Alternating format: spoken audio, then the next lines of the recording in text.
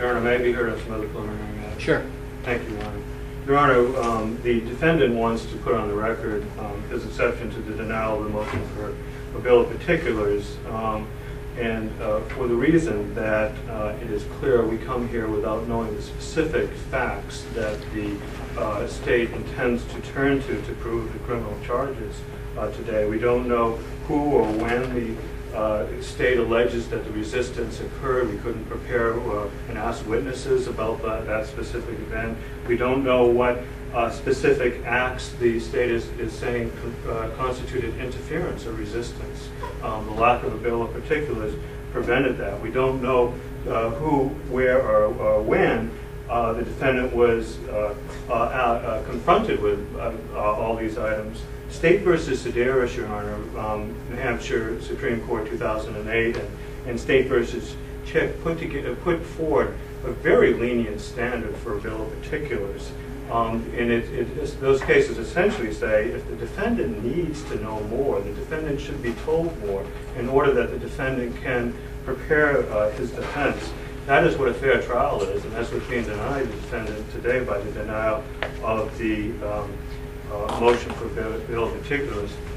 In addition, Your Honor, the court has similarly denied all but essentially one of the discovery motions that were submitted in this case, and it did so based on the state's presentation that there was an open file, and yet it may well be the prosecutor's open file, and I have the greatest respect for Mr. McLaughlin. I know he would provide whatever's in his file. That doesn't, however, mean that other files are open, that police files are open, that investigators' files were open. We needed the protection of a court order to make sure that we would get the information we need in order to prepare this case. For example, Your Honor, we thought we were confronting, and we may still be confronting, a criminal contempt charge based on one order, but I received 9 days ago a certification of 2 orders. Again, if there had been a discovery... I'm sorry, I didn't follow that last part. The assumption we had is under the common law criminal contempt charge, there was one order at issue, and yet, and the court denied either bill of particulars or discovery motion relative to that issue. Give us the original of the order was one of the discovery motions that you say the defendant violated. We were denied that. And yet on 9 days ago, I received a certification from the state essentially certifying 2 orders.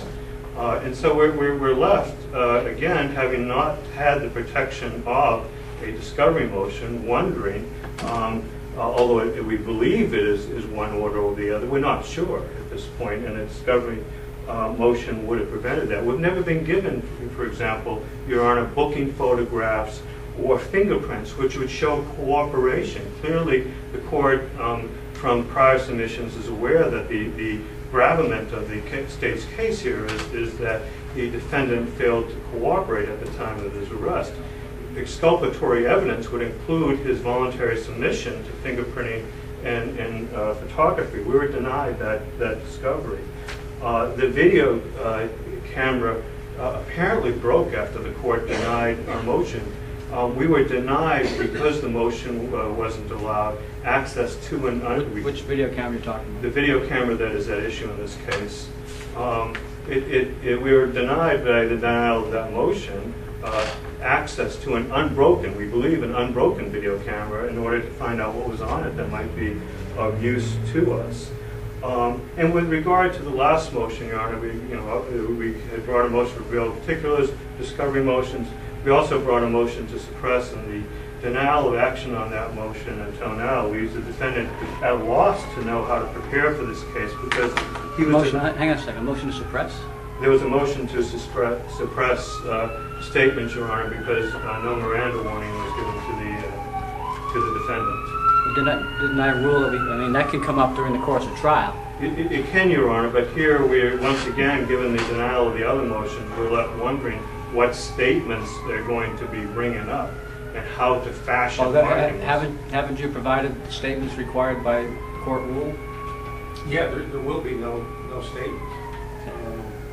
Doesn't that settle that? That satisfies it on that, and we're still left with the denial of bill of particulars. And, I'll make it very quick. The defendant obviously has a Sixth Amendment right to a fair trial, and walking into what is amounting, not by any plan of Attorney McLaughlin or the court, but what has now come to amount to a trial by ambush, we just have to wait to see what case rolls out to respond to it, is clearly a denial of a Sixth Amendment right to a fair trial. And the only remedy at this point, as we stand here, if we were to serve, would be dismissal of both charges. Well, I view your arguments today as reiterating what you filed prior to trial, and the court stands on its earlier orders in that regard. Obviously, I think I've had a sort of a disclaimer at the end that some of those rulings could change depending on how the evidence is adduced here today. So. Great. Thank you, Gary. All right, ready to go? Yeah, as a preliminary matter, the state would ask that the refusing to be processed city ordinance violation be dismissed. Okay, well, you can dismiss that. I'll mark it dismissed at the state's request, and you don't have to come up here. Can I get squared away on just what complaints we are going forward on? Yes, there are 2 complaints signed by myself dated June 9th, 2009. One is a resisting arrest or detention. The other is a common law criminal contempt. Let me just make sure I get the right ones in front of me before we start.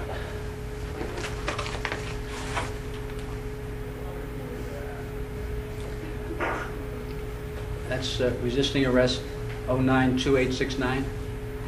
I don't have the document. Okay. It's the one dated 6/9. Dated 6/9, but signed by Attorney McLaughlin. That's the operative one for you? It is, Your Honor. Okay, and then the one that was docketed right after that, I guess that's the common law contempt charge, and that's probably the right one. And the rest of these are either duplicates or being null pros. Replacements and being null pros.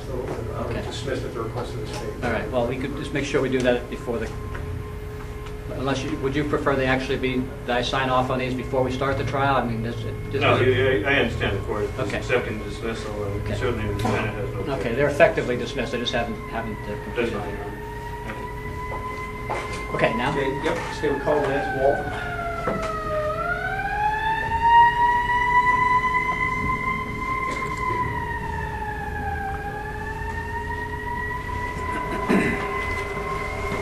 Please raise your right hand. Do you swear the testimony you're about to give in this matter will be the truth, the whole truth, and nothing but the truth? I do. Please have a seat. And introduce yourself. Spell your name for the record. My name is Lance Walton. First name Lance, last name Walton. And are you employed? Yes, sir. I'm employed by the State of New Hampshire Administrative Office of the Courts. And would you describe your job's responsibilities and obligations? I'm the Region 2 or Regional 2 supervisor or security supervisor for the AOC. Okay, and what does that actually entail? What is your job description, for lack of a better term? I supervise the security effort in about 7 of the district courts in this part of the state. Okay, and would Keene District Court be one of the courts that you supervise security? Yes, it is. Okay. And directing your attention to April 13th of this year, were you working at the Keene District Court? Yes, sir, I was. And on that day, when was the afternoon session of the court scheduled to start? Between 1:30 and 2 o'clock. Okay. And approximately 1:30, was your attention directed to the lobby of the Keene District Court? Yes, sir. And as the head of court security, are you familiar with the lobby and corridors of the Keene District Court? Yes, sir, I am. And would you please describe where those are located? Located on the 2nd floor, just after you step off the elevator or the stairwell into the 2nd floor of the Keene City Hall.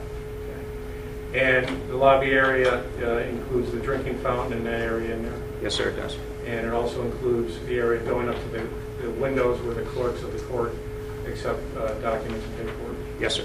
And the corridors include the corridor right outside this door? Yes, sir.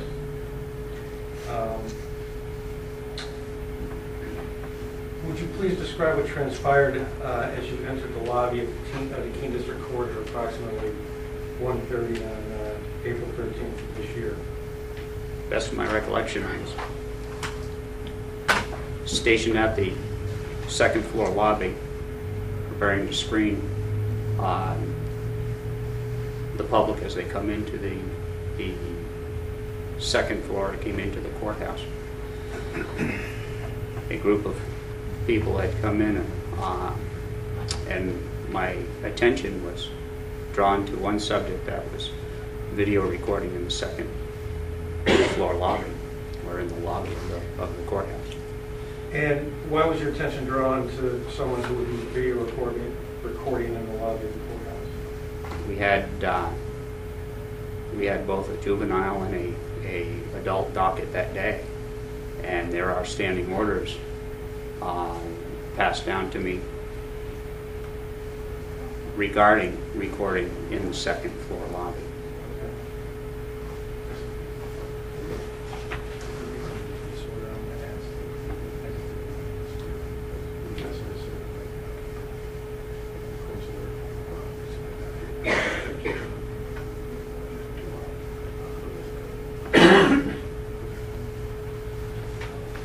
Your Honor, I'd ask that this be marked as State's Exhibit Number 1 for identification purposes. Just to clarify for the record, we had requested a certified copy of the court's order from the lobby in the Keene District Court. That was sent to us. That order is actually two separate orders contained in the same area. Only one of those orders is relevant to this case, so I would propose to remove the one that's not relevant to this case. I've discussed this with Attorney O'Brien, and he doesn't have an objection. I have no objection to the removal of the irrelevant order or document, Your Honor. We do object to that being submitted as an evidence, and I'd like to be heard on it. Sure.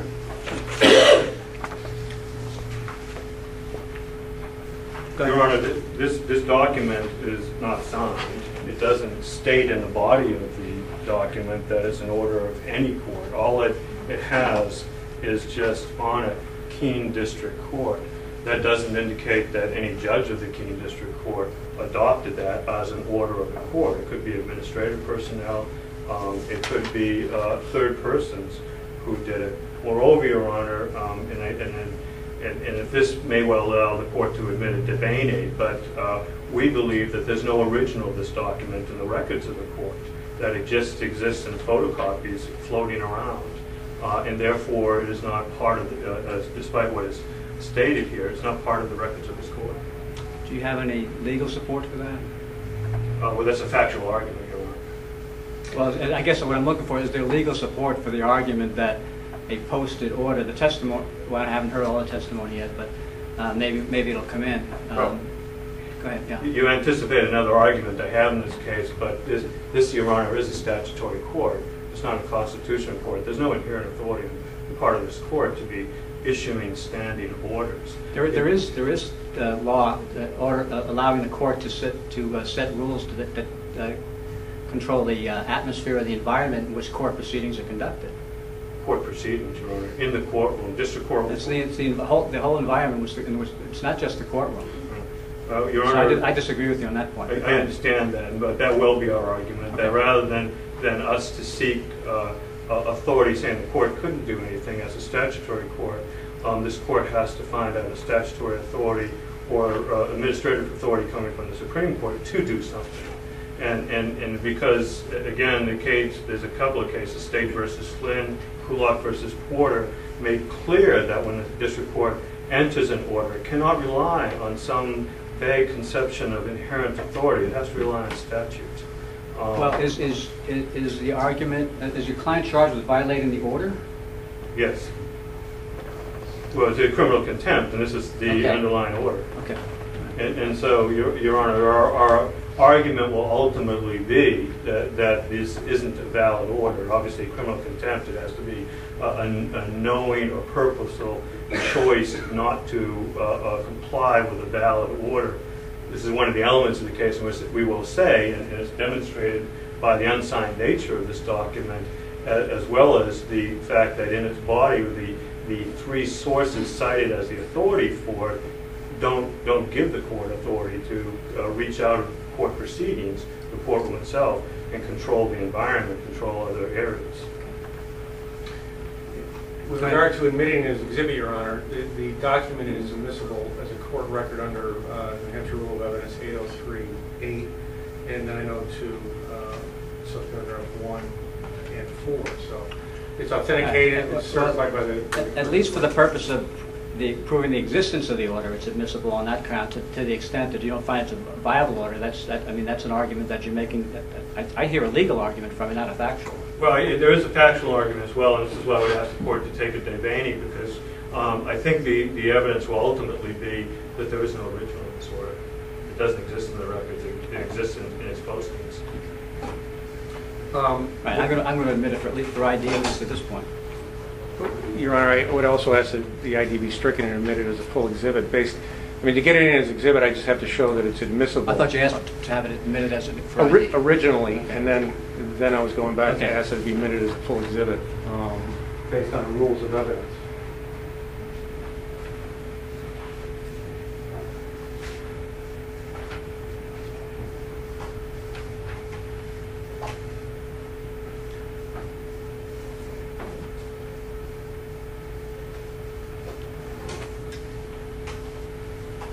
I'm not clear then, Your Honor, is that it being admitted for ID?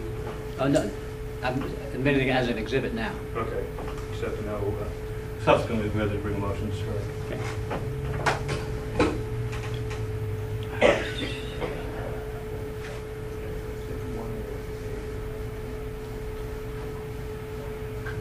Is this when I meant to ask before, I apologize, but you in your opening remarks, you're talking about getting a copy of 2 orders. Is that what this was about? That second page was the second order. Okay, I forgot. I meant to ask you that before.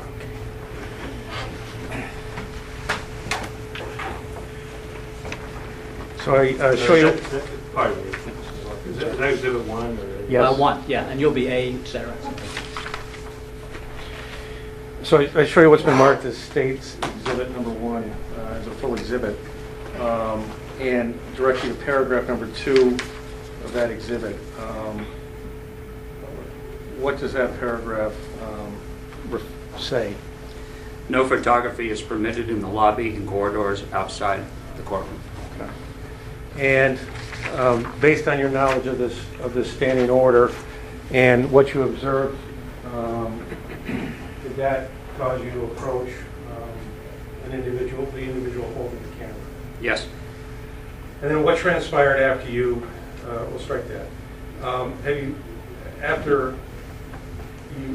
you later learn the identity of the individual holding the camera? At a later date, yes, I did. And what is the name of that individual? Sam Miller, or Dodson, if you will. And is Mr. Miller here in court today? Mr. Miller is seated at the defense table in a royal blue shirt. Counsel, can we agree on what your client's name is here today? Yes, I believe he prefers to be referred to as Sam Dodson. Thank you. May the record reflect that the witness is identified and defended? It will. So would you describe what transpired after you approached Mr. Miller or Dodson? Just trying to remember that. At the time I had approached Mr. Miller, asked him if the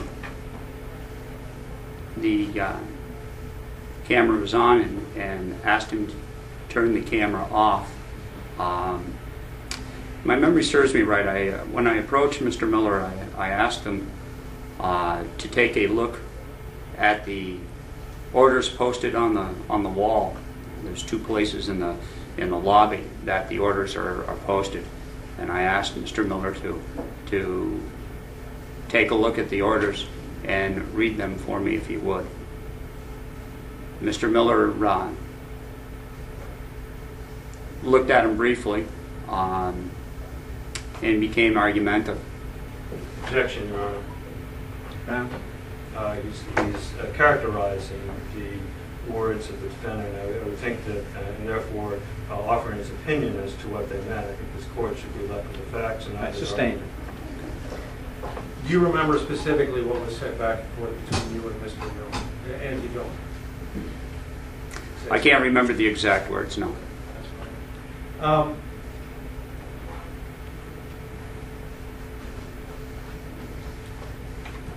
This we agree as a full. We agree that this would be entered as a full exhibit, State's number 2. I show you what will be marked as State's exhibit number 2 as a full exhibit. Does that camera appear to be similar to the one that Mr. Miller was carrying on the day in question. Yes, sir.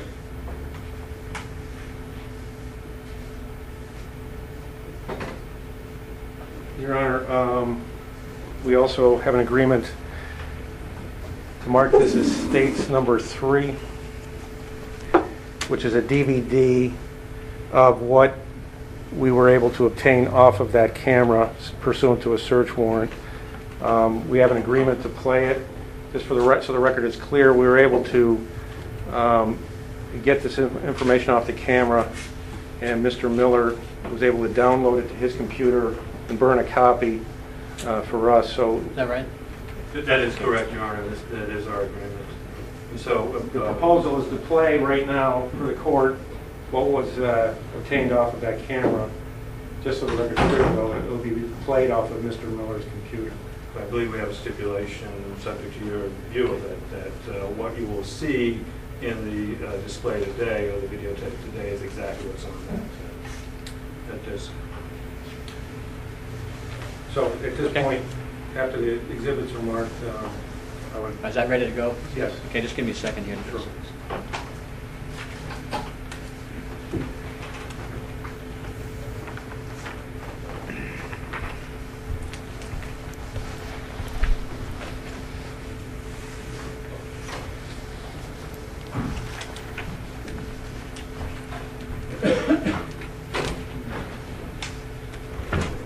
I'm just going to mark the tag on the camera. Is that okay? Folks? Yes, on the tag. Yes, please, on the tag. Yep. Yeah, we're play it next. We're going to play it next. So we'll do it.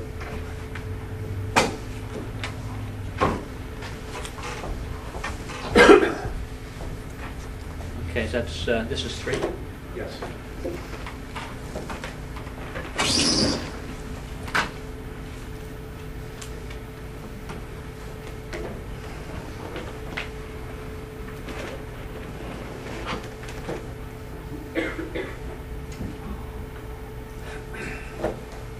How long, approximately?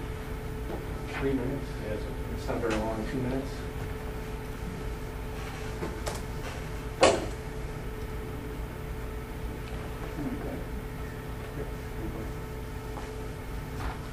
Can it be maximized? No.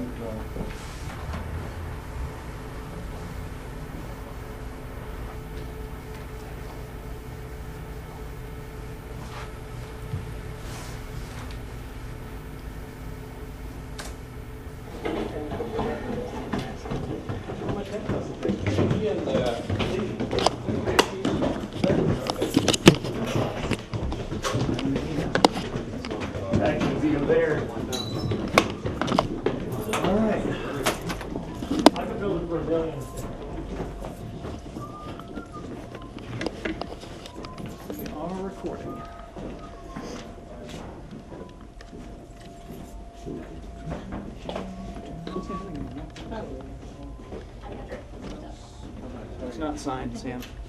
Yep. I'm excited for movie night. Have you got a movie going? Yeah. Where's the start? Yes, you've got a movie on screen? Yeah.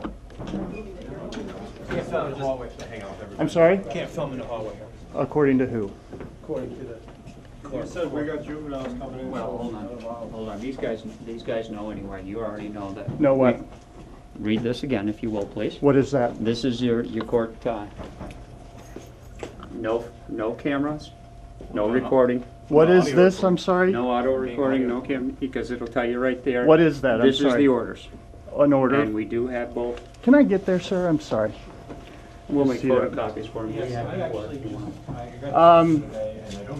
And what is your name again? I'm Lance Walton. Lance Walton. down. And are you a court clerk here? No, sir, I'm the court security officer. Court security officer. Okay. And this is what you're relying on to say that there is no Judge's filming in orders. here?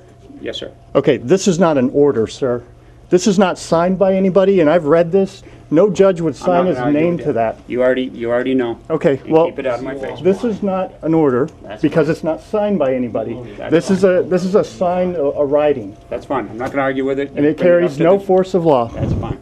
You're not. So we're free to film in here. Yes? I asked you twice. No more. You've If told I have me, to- that this writing on the wall that's not signed by any judge, because no judge would sign that, Are you recording, sir? I am recording. Okay. Stop recording, please. Let's go. Thank you, sir. I'm sorry? Let it go. Oh, wow. That worked. Come on, get up. Handcuff him and I'll get him. You got him handcuffed?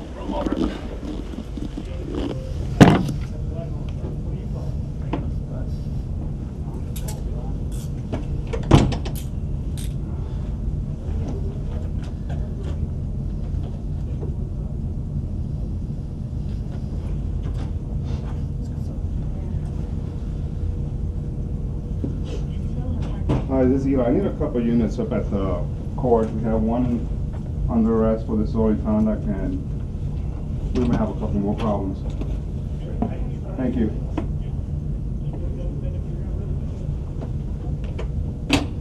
I'm gonna stand you up. Good in here. Oh, Stand up. wow. Ah! They're cutting into my hands! Ah! Wow. Ah! What are you people doing? Stand up. Stand up. Stand up. A little louder so they can hear you more. Ow! Louder. Come on. Please make sure you're not hurting him. Is he all right? Yeah, he just He's Yeah. whining. Okay. What's this drink? You gonna bring him downstairs? Where do you want him? He's gonna put him in this room. So. Okay. Let me get the door open. Or we can just sit him here until the cruiser shows up. Ow! A little louder. They double up. Says he. Roll him over. Ow! Hang on a minute.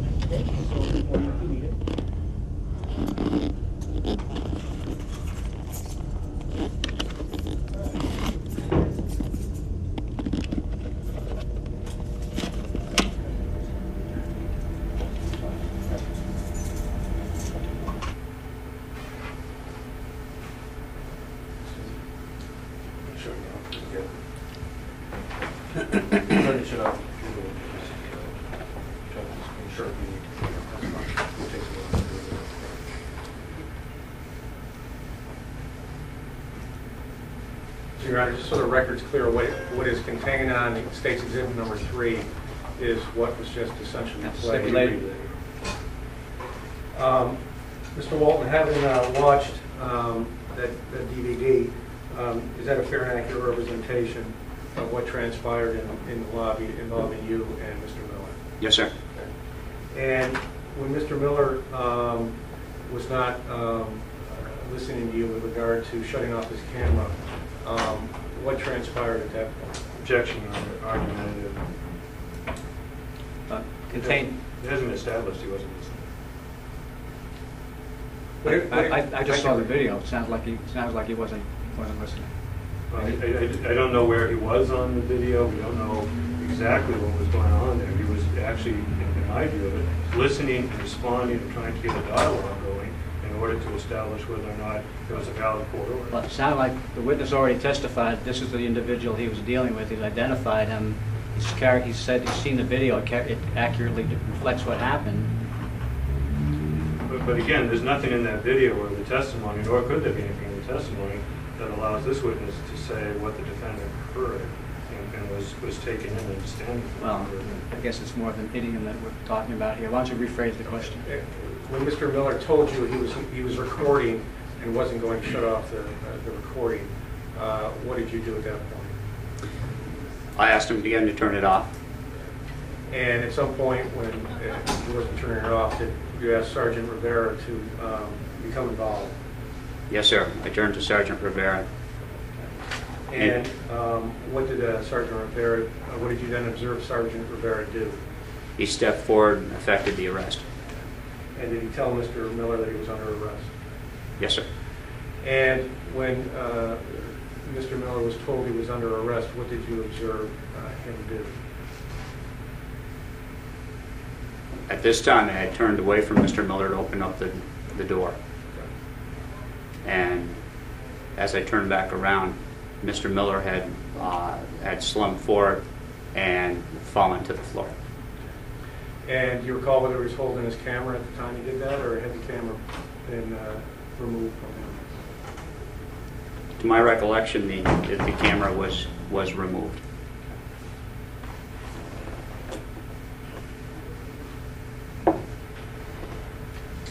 And although it's evident from the state's exhibit, was the area that Mr. Miller was recording in, was that the lobby of the Keene District Court? Objection, Your Honor. Ground? There's nothing been established as far as this witness as to his understanding of the area of the Keene City Hall that is leased to the Keene District Court. It's not clear whether that just is a common area, and as it appears to be, shared with municipal departments of the city of Keene, or if it is exclusively given to the use of the court or given to the use of the court at various times. This witness is being asked to comment on the legal status of that space without a foundation having been laid. He testified as a court security officer. He's knowledgeable of the Keene District Court. He testified that the court was in session at the time, and that he testified he knew where and described where the Keene District Court lobby was. I don't think there's much more than a foundation. Overruled. And was the filming taking place in the Keene District Court lobby? Yes, sir. Objection again, Your Honor. For the record. Gotcha. Same objection. Yep. No further questions. Counsel?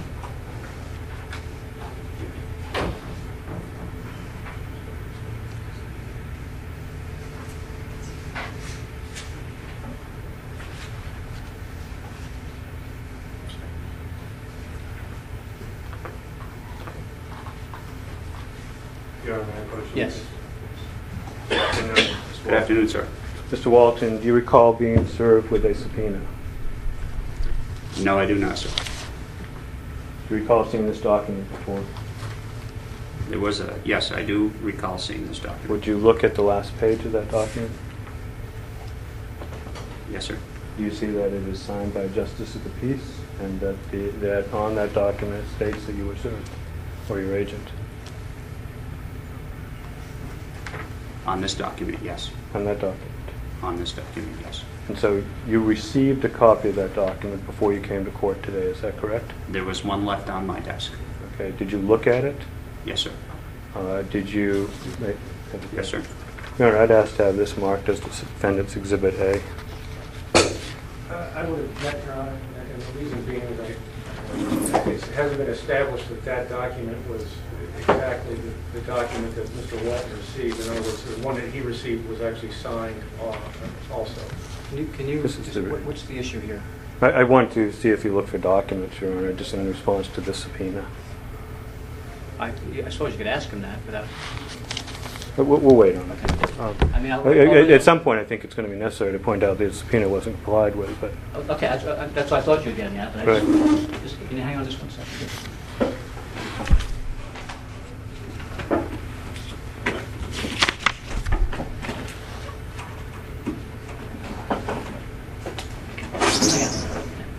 Sorry, go ahead. Thank you, Your Honor. I'd ask you to look at that again, if you would, and tell the court whether or not there's any differences other than the signature by the Justice of the Peace and the return of service you see in that document from the one that was on your desk. I would have to look at the one on my desk to refresh my memory. Okay. Which is, as you're looking at today, can you identify any differences? This whole back part is filled out, and the one that was left in an envelope on my desk when I was not here is not filled out. Okay. And so in the typewritten language, do you see any difference?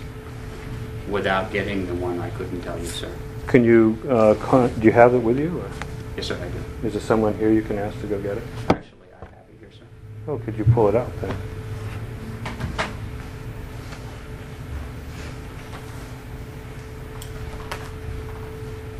If this is the envelope you were speaking of, sir. I'll leave it to you to tell us what's the envelope. I'm talking about the subpoena. That similarly is a 3-page document.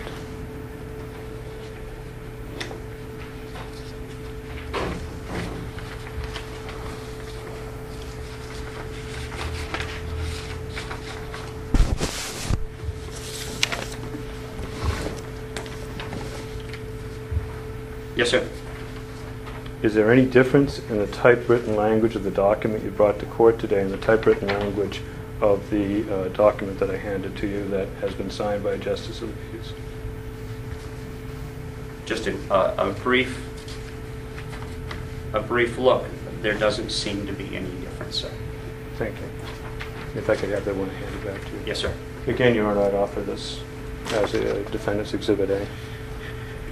Objection. Okay. Thank you. Just give me a second.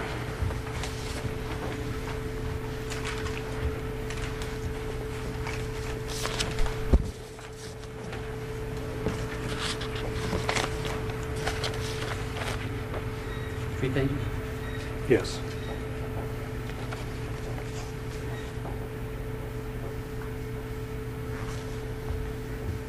So, I'm just putting the docket number for one of the cases on the back for identification purposes. That's fine. Thank you. It's not sticking. We'll keep track of it. Thank you. Where'd you go with that? I was going to just ask some questions. I didn't have to. Okay. I'll stay at the front. No, that's fine. That's fine. Mr. Walton, would you look at paragraph 3A and point yourself with it and tell me when you're... Is there an extra copy for me? Pardon? Do you want me to be looking at this because now that it's an exhibit? Do you have an extra copy there yourself? You know I don't. Why don't you keep that? I'll just pay attention. My apologies, sure.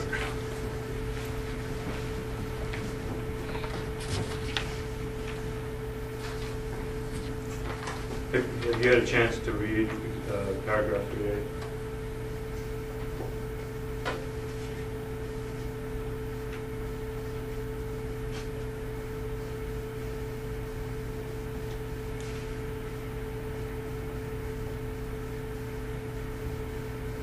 You said Yes, sir. 3A, did you say? 3A. And do you understand paragraph 3A as requesting you to bring any personal notes, official and personal notes, writings, emails, correspondence, and other such materials constituting, relating to, arising out of, concerning the incident on which you testified on direct examination? I do understand it. Did you bring any such documents? The only thing I brought was my incident report, sir, the one that I wrote after this. And that incident report is typewritten? Yes, sir. And did you make any personal notes in preparation for that? On the computer as I typewritten it. Were there drafts of that? When I do a report, I just do it all on the computer for the most part, since it was fresh. On the computer, were there electronic drafts? None that I had saved. Did they exist at one point and you got rid of them? Negative. You said ones that I saved, are the ones you didn't save? No. Did on your first typing of that document, did it have the exact language as it has today? I may have corrected it as I went, as goes further. Did you preserve the originals so that the court would be able to see what your best memory was? That is the original, sir. Did you record? How does it? You said, did he preserve the originals? Well, you said that he edited it, and obviously then... But you said, you tried to get him to say that, did he preserve the originals so the court could see what his best recollection was? How does that... Documents earlier in time describing it as events. Well, how does that guarantee that's his best recollection? Well, we could examine that, but we don't know that now because those aren't available to Okay. us.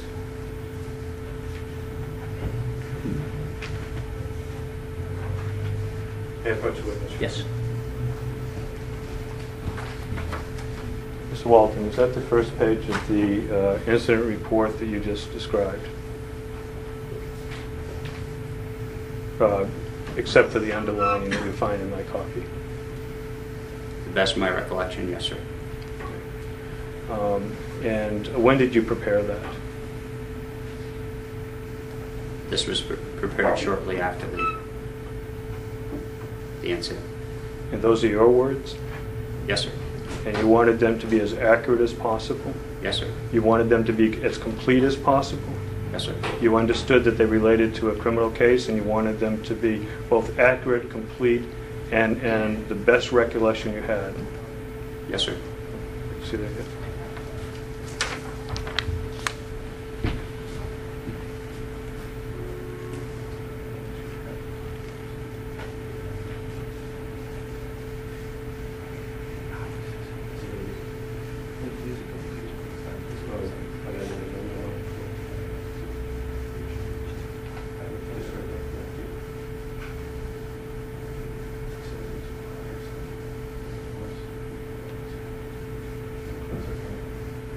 I'd offer this incident report for purposes of identification, so that the court would have an understanding of what the witness is being cross-examined on. I would object, Your Honor. I mean, he can cross-examine the witnesses about a prior statement. I'm not sure it can be that statement can then be definitive evidence. Well, it just wants it marked for ID for now. But you're the fact finder, Judge. Right. I'm not going to look at it. Oh, okay, that's fine. Yeah. Okay. Did you want to mark No, it? just consider it.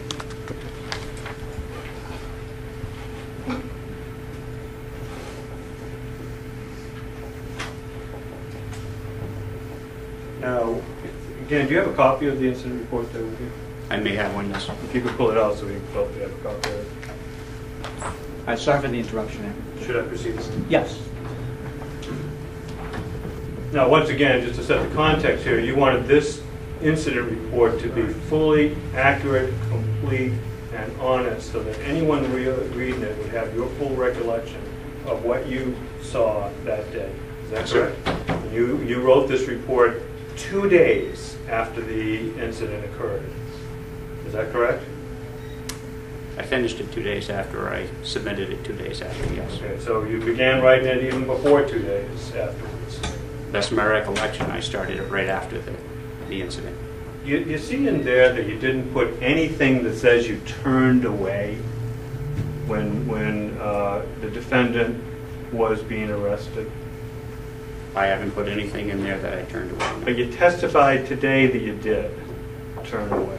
Yes, sir. What's accurate? Did you turn away, as you're saying now, months after the incident occurred, or did you not turn away, as is reflected in your report for 2 days after the incident?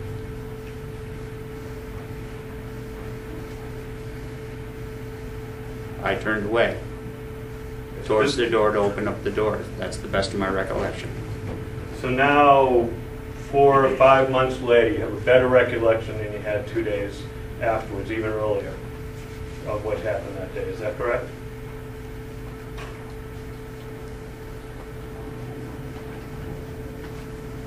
My recollection of that day, sir, was that I turned to open up the door. You sure didn't put it in the report prepared 2 days afterwards? I didn't put it in the report. As a matter of fact, in this report, when now you're saying you turned away, you said, at that moment, I saw the defendant slump to the floor. Is that a fair characterization of this report? That's what I testified to earlier today, yes. Let's be clear here, if we could, Mr. Walton. At the point now that you're saying you turned away, in the report you said, I saw him slump to the floor. Yes, sir. What did you do? Turn away or see him slump to the floor? When I turned away to open up the door, sir, I turned back and saw that he had slumped or saw him slump to the floor. I did not put the 2 words in this document saying that I had turned away at the time. Apparently I didn't feel it was important. No, in fact, what you put into the document is, as Sam was being taken into custody, Sam slumped forward, relaxing his knees, and fell to the floor. Are those your words? That's my words. And now your testimony is that you were turned away so you couldn't even see that happen.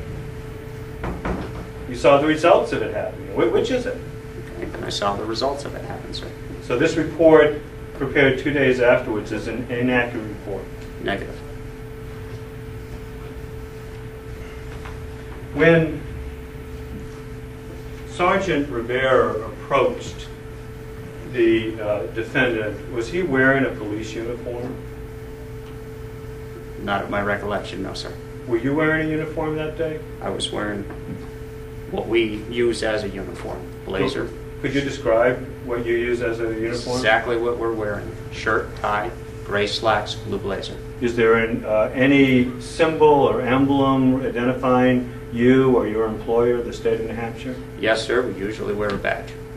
And did you have a badge? Do you have a badge on now? I have a badge here, sir. It's been put away in your pocket? It is in my pocket. Did you have a badge displayed on that day? I do not remember if I had a badge displayed that day. Now, do you recall at any point Sergeant Rivera having a badge on him that day as he approached? I cannot remember one way or the other, sir. Well, you just saw the video again, and you saw Sergeant Rivera approach him, didn't you? On the Yes, sir. video? Did you see that he did not have any police uniform or any badge on him? Okay. Are you saying that, are you testifying that he didn't, or are you asking if you saw it or not? I'm asking him if he would agree with me that what was shown today indicated that Sergeant Rivera did not have a uniform on that day. Is that correct? I just got a little distracted Did you say by the cell uniform? phone. Did you say uniforms, Counselor, or badge? Uniform. I did not see a uniform on Sergeant Rivera. And you didn't see a badge. I do not remember seeing a badge. Now, was Sergeant Rivera accompanied by anyone as he approached the defendant? I do not remember that part, sir. Did you see anyone else approach the defendant at the time Sergeant Rivera approached him who had a police uniform on? My recollection, I cannot remember, sir. Did Sergeant Rivera, when he approached the defendant, identify himself as a police officer?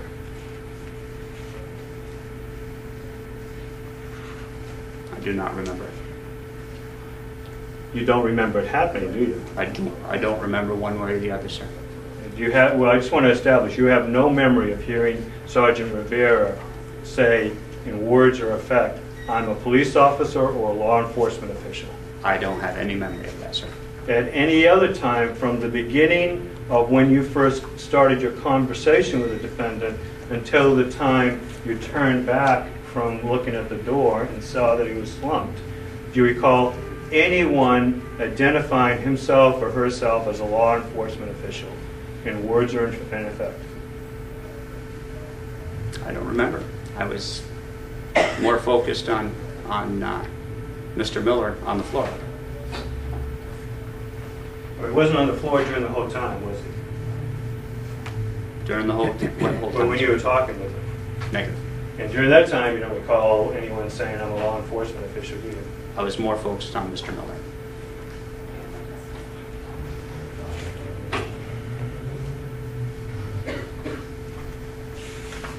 Now, what occurred first, if you recall? Withdraw the question. Do you recall, as you sit here today, Sergeant Rivera saying anything to to the defendant before you turned away to look at the door?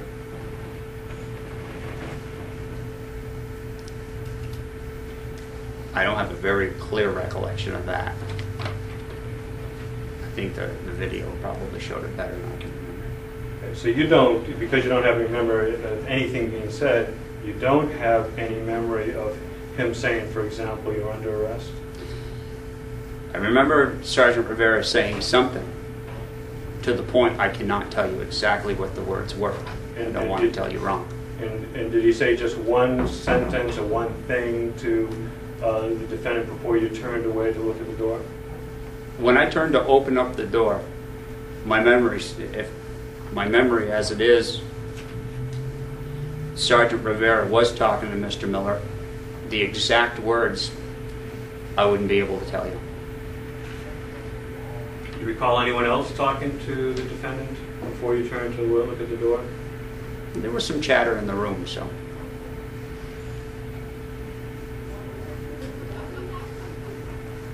By the way, do you recall on direct examination you referred to that area out there near the elevators as the second floor lobby? Yes, sir. And that's the second floor of the Keene City Hall? That is one of its uses. Okay, so even you as the chief court security officer of the Keene District Court referred to that as the second floor lobby. Is that correct? It is our second floor lobby, yes. And that's because it's a space that's shared by the court and agencies of the city of Keene. Is that correct?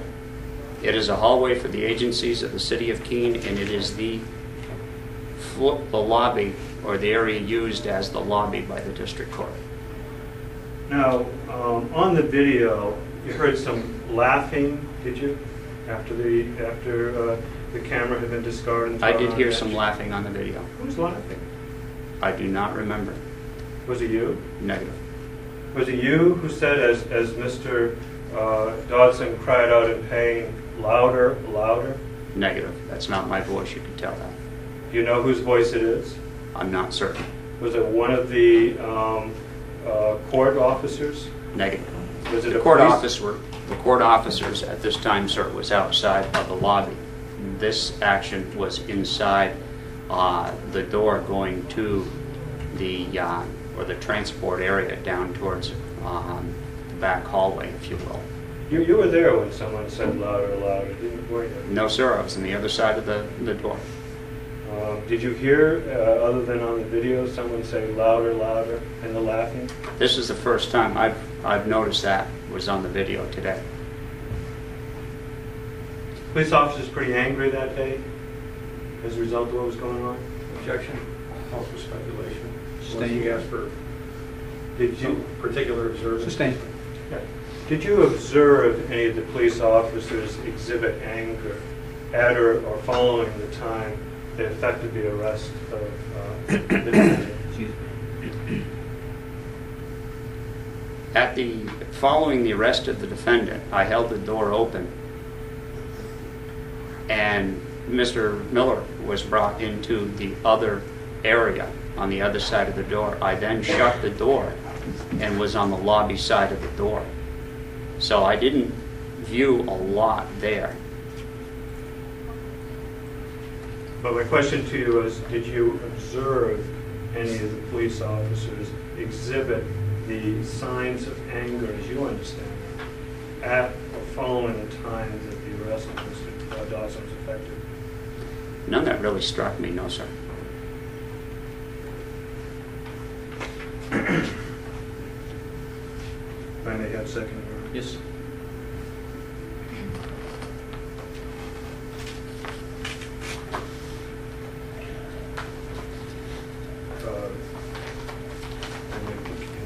Yes.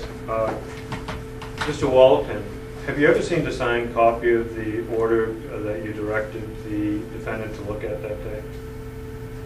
No, sir. Do you know if it exists in any of the files of the Keene District Court other than being posted on the wall? Objection, Your Honor. Relevant. If he knows. He's the chief security officer when he talks I about don't security know. measures. Go ahead. It's probably not relevant, but go ahead. What was handed to me, sir, was posted on the wall. And did you understand that Mr. Dodson just wanted to discuss with someone whether or not that order controlled his actions that day? Or that document controlled his actions that day? Objection. He's asking him to speculate what Mr. Dodson's intentions were. I asked him for his understanding, not what Mr. Well, Dodson. I think the way you worded it might have been. Can you try it again? From the conversation that you had with Mr. Dodson, was it your understanding that he was just trying to have a conversation with a court official as to what the effect of that document was? No. Don't you recall him saying, this isn't a court order, it's not signed? You're asking me to speculate now, Do sir. you recall him just saying that to you? My understanding, he was trying to argue with me. And you're head of security for Keene District Court, is that correct? Yes, sir.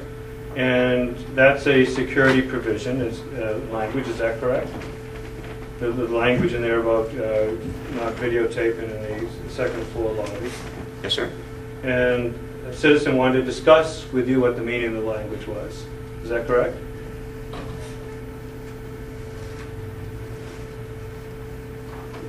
Wasn't my interpretation that way, sir. And you just refused to have that dialogue with Mr. Dodson, didn't you? This was the one of several dialogues I've had with Mr. Miller, yes. Strike that, Your Honor. So it's not responsive. He's gone into it and opened the door about asking this conversation between he and Mr. Miller and a citizen just wanting information. He's opened the door to other conversations he may have had with Mr. Miller. I think you're trying to get him to characterize a certain attitude on the part of your client at that time, and the witness is testifying that he's got more than one experience with your client to make that judgment, it sounds to me. Yeah, well, that's the other question. Okay. In your incident report, you said, in words or effect, I'm just not going to talk with him about this. Is that correct, that day? Could I refresh my recollection by looking at it? Oh, please do. Thank you.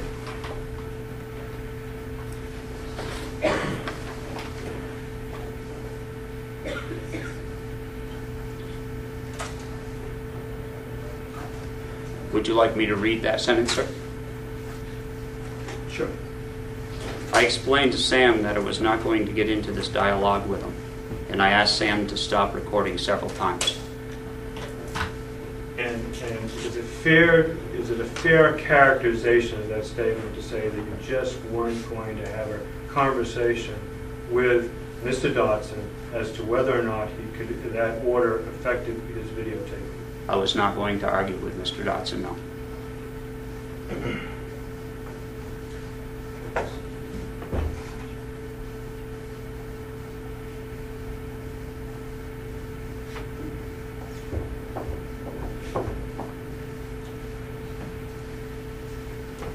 Thank you.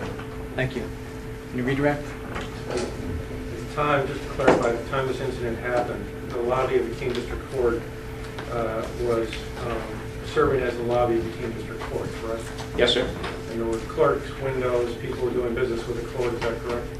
We had juvenile cases at the time out in that lobby. We had people coming to the window for working with the clerk, and we also had people passing through the lobby. And one of the people you observed in watching the video was Ben Farrell, a juvenile services officer? Yes, sir.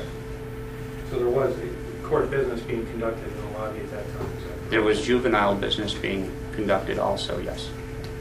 And having watched the video of what transpired, your interpretation that Mr. Miller was telling you that he didn't feel the court order was valid because it wasn't signed. That was my interpretation, yes, sir. And he was going to disregard it. Objection, Your Honor. Abstain. Did he turn off the camera when you asked him? Negative, he did not. Thank you. Once again? Thank you, Your Honor. Also that day, Mr. Walton, there was a City of Keene's Human Services office that was located off of that second floor lobby, wasn't there? It's down the hall, yes. Doesn't get shut down while court's in session, does it? No, sir. The second floor lobby is a necessary area that anyone who wants to go to the Human Services office has to pass through. Is that correct? Yes, sir. How about the Youth Services office? Was it in operation that day of April 13, 2009? To my knowledge, yes. And anyone who wanted to go to that office and had nothing to do with the court would have to pass through that second floor lobby. Is that correct? Gets pretty crowded, yes, sir. By the way, if the Human Services office and the Youth Services office posted a notice up there about what could go on in that lobby and what couldn't go on in that lobby, do you think it'd have any more effect than the court deciding what should go on in that lobby? Objection. Sustained. Thank you. Nothing further. Okay. State would call Eli Rivera, who...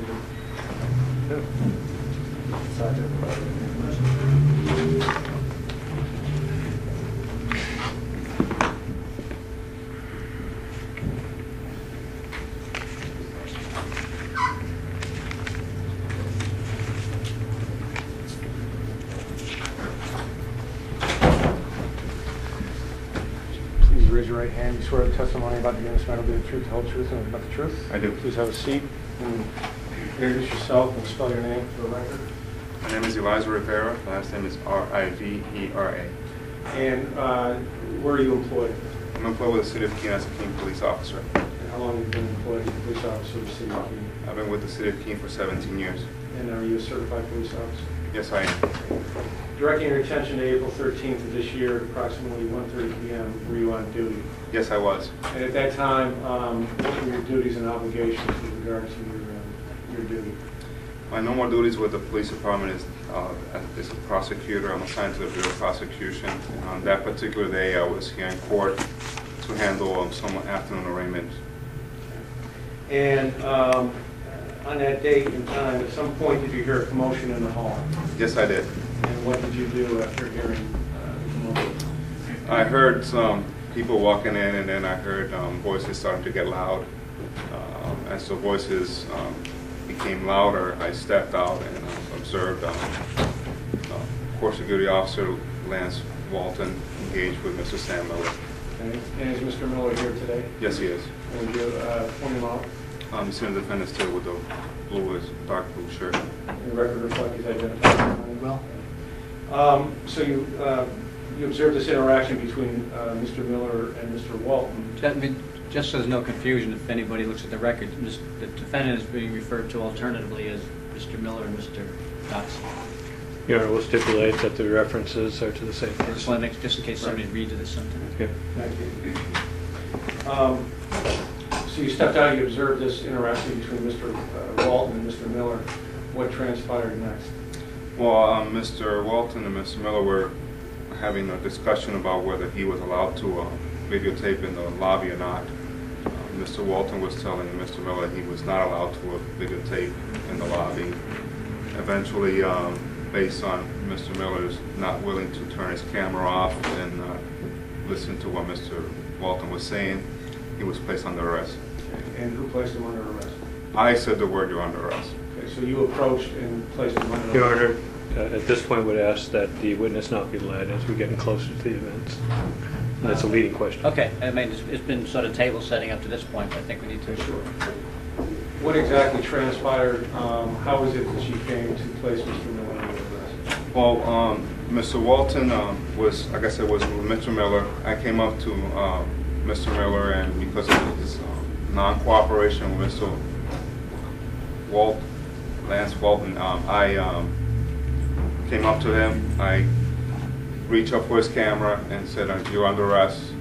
I kept my hand on his camera so it wouldn't fall, and I didn't let go of the camera until it was secure in my hand, at which point Mr. Miller, shortly after me having the camera in my hand, went limp. So after you told him he was under arrest, he dropped to the floor? Yes. Objection, Your Honor. That's mischaracterizing what he said, and moreover, it is leading the witness again. And this is an important part of the case, and I would ask just the witness to testify what he knows. Mischaracterizing how, he said? It left out the events that occurred between the two things that he just said. You know, he grabbed the camera, he went under, he fell to the floor. I think that there's a necessity here for the witness to testify what happened, not counsel testify what happened. Try it again. I don't...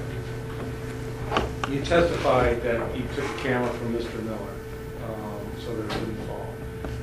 Then describe, to the best of your recollection, in detail what transpired after that. Well, he was told he was under arrest. Like I said, I grabbed the camera so it wouldn't drop to the ground. I cut the camera, I believe it was with my right hand. As soon as I had possession of the camera, and Mr. Miller did not have possession of the camera, shortly after, Mr. Miller went to the ground, dropped to the ground, and I think I said a remark like, "You got to be kidding me," because of his dropping to the ground in basically a non-cooperative way. Objection, Your Honor. Move to strike. I think it's acceptable. Well, I'd like you can have you heard on it, Your Honor. Sure. That goes to this issue of cooperation goes to the essence of the case, and I think that's an issue for the court and for the fact finder here. I think the witness ought to describe what he heard, what he saw, and not characterize what happened. You've convinced me. I'll sustain your position. So you observed him drop to the floor? So he dropped to the floor, and I believe I said something to the effect, you gotta be kidding me, I didn't realize, because he dropped to the floor. And what happened after that? Well, we were trying to handcuff him to get him out of the room. People around us were getting very loud about him being placed on arrest. He were eventually, I think I called for someone with handcuffs to put handcuffs on Mr. Miller because I didn't have handcuffs myself. He was eventually handcuffed, removed from the lobby, brought out. Well, he removed from the lobby, brought out to the hallway between the court and assessing. And where exactly did you place Mr. Miller under arrest? It was prior to him, I was holding the camera, and he was still standing when he was placed under arrest. Where, though, did that occur? In the lobby. Of the Keene District Court? Yes. And so he dropped to the floor, you then took him back into the court, or what transpired after that? In the court. Objection on relevance. Transpired after. We've now established the defendant is under arrest. There's no equivocation here whatsoever. Whatever happened following the time he's under arrest is not relevant to either of the two charges here. The charges are, common law criminal contempt. Either the contempt had occurred or it hadn't at that point. The other charge is resisting arrest. Either the arrest, or the witnesses said, in essence, I arrested him. The arrest was accomplished. It was executed. It was effected. Subsequent events may be important if in other arenas, if there's other charges like non-cooperative prisoner or something like that, but he's under arrest at that point. And so whatever goes on after that is not relevant. And I have no problem with that, Your Honor, as long as it applies to both sides. In other words, the state's allegation is that he resisted by, after being told he was under arrest, dropping to the ground. That's the physical interference. We can end it there as far as the state is concerned, as long as it applies to the defense also. On that basis, that's sustained here.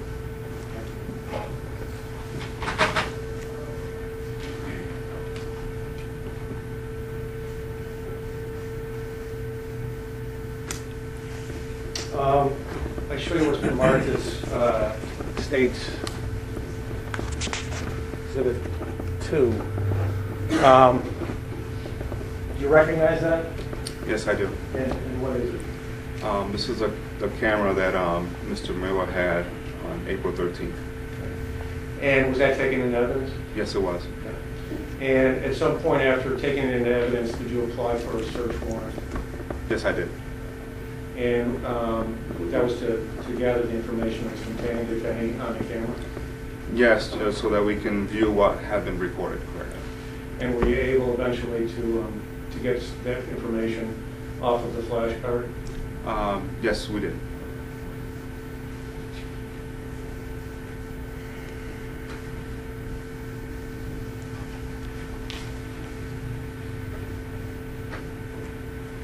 Any further questions? Counsel? Thank you.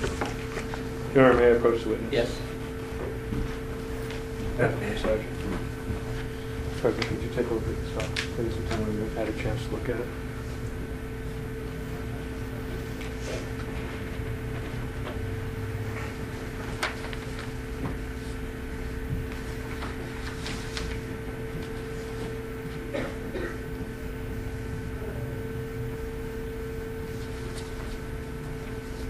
Yes, it is. What was the response? I seen it. And when did you see this document? It was the one that I have was an unsigned copy that was placed in my mailbox at the police department.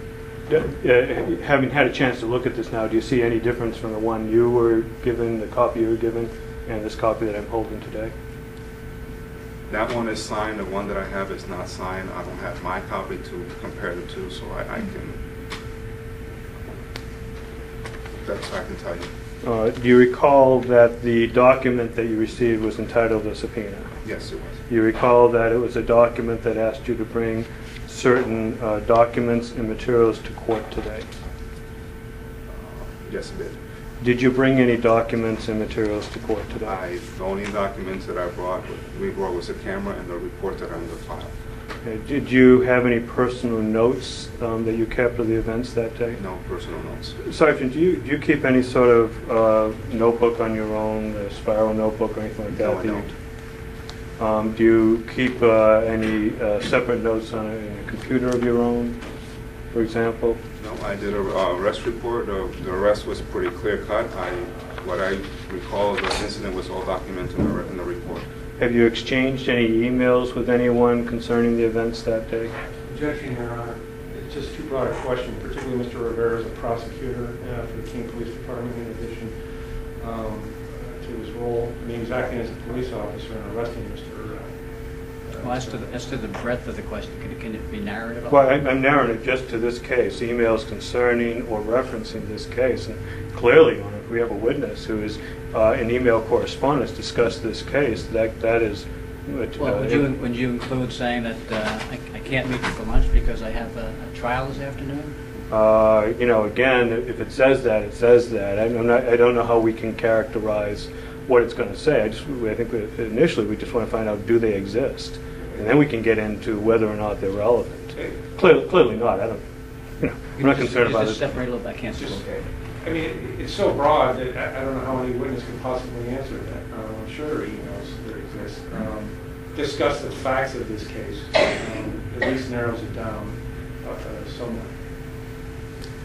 I can certainly, Your Honor, remove any question that would relate to scheduling emails or anything like that. All I'm looking for is if there's emails in which he discussed any of the facts of this case. That's still a little broad. What's your position on that? Again, Sergeant Rivera testified that he did a report as a police officer after arresting Mr. Miller. The report has been provided to the defense, and the defense is free to question Officer Rivera about the report, about when he wrote it, about whether it's accurate, about his recollection of any other information that he may have relied on in drafting the report. But if he, and I don't know the answer to the question, but if the answer is, yeah, I wrote a 4-page, short story based on this event, or a newspaper account for a Policeman's Benevolent Association magazine, I suppose those would be relevant. So, sure. Do you understand the question? Any emails that I have written that had any facts about the case that I would have, if I did, would have been printed and placed in the file. That's a practice that I do with every case. There are emails that are sent out to scheduling the officers for trial. There are emails that are sent out on all cases, whether an officer can or cannot declines a trial day because of another conflict. So that type of emails are sent out primarily in every case. Those emails I didn't write them because just telling them about the date of the trial. I don't think that's some. If anything, I believe might be even printed in the back in the file where it shows that the officer was who officers whether they whether they accepted or not accepted the trial date. But if there's any emails relevant to the case, they are printed and placed in the file.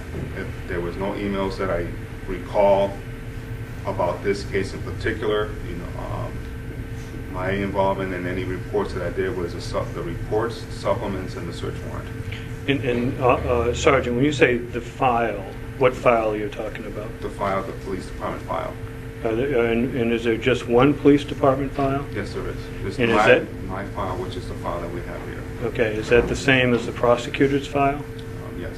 Is there a separate file that is maintained by the assistant county attorney who provides prosecutorial services for the police department, separate from the police department's file? Did you make any search whatsoever for any emails as a result of receiving this subpoena to see if there's any substantive, factual, as opposed to scheduling information in those emails? I did not, because I didn't write any emails that are factual about the case. How about other correspondence, written correspondence, for example? Did you make any search for those? There was no correspondence. Have you given, other than the statements that were provided to the assistant county attorney, have you given any other accounts to anyone of what happened that day, such as the press or an investigator or anyone else?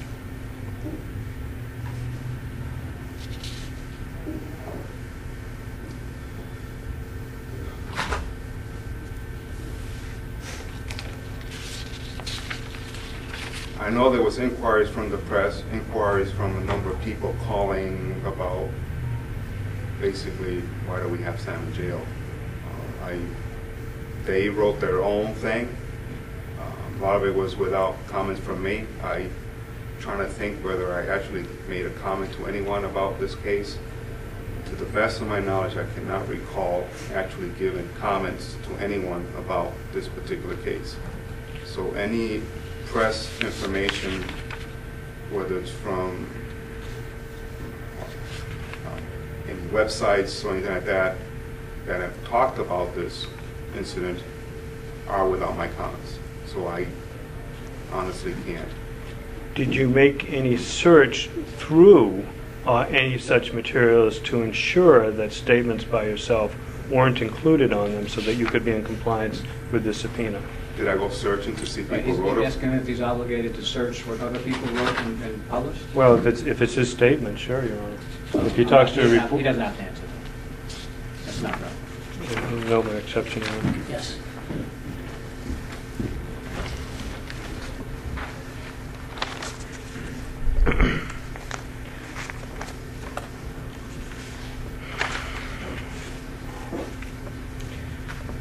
Now, Sergeant, on the day that this incident occurred, were you dressed substantially the way you are today? Yes.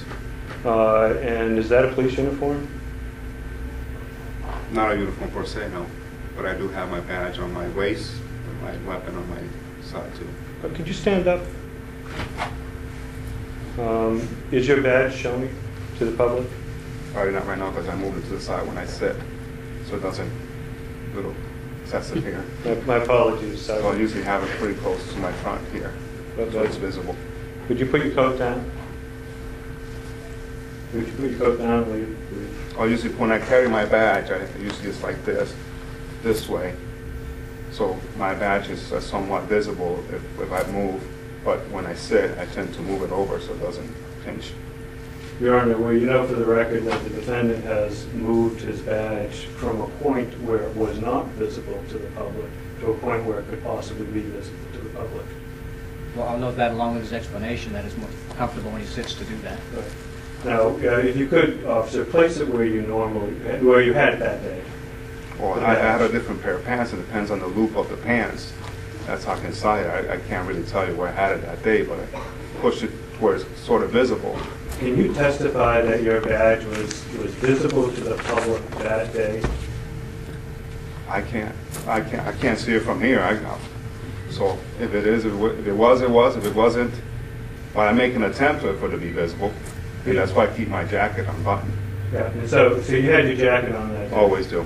And would you agree with me that I'm standing right in front of you and I can't see your badge? Objection, he's asking that. Yeah. It's a different question, Your Honor. I mean, I don't object to having him stand there and let as a finder of fact, let me look at him, but as far as you're testifying as to what you can see, that's not permissible. Thank you, Your Honor. And Thank you for I've saying. been watching Sergeant Rivera. Okay, other than that badge, Sergeant, was there any other symbol or emblem or any other identifying mark on you that would have identified you as a member of the Keene Police Department? Sometimes I have wear a badge lapel. I don't know if I had it that day, but this is what I wear. You don't remember having it I that don't day, do remember. you? Was there, and I'm going to broaden the question, was there anything on you other than that badge, which may or may not have been visible, that would have identified you as a law enforcement official? Like a name tag? No. And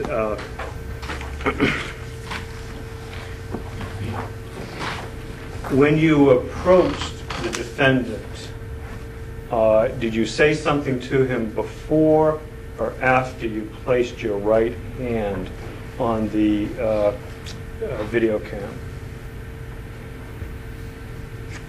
It happened very fast, you know, the incident. I might have said, you know, let go of the camera. Exact wording I don't recall. You're under arrest. So I don't remember exactly what. It happened so fast that, you know, I was trying to go on with it. When you approached him, where was Mr. Dodson facing?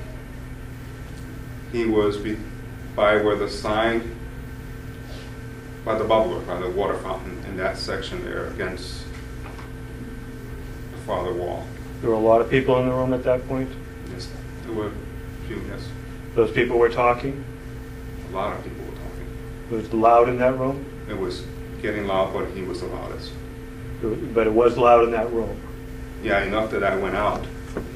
And you approached him from behind, is that correct?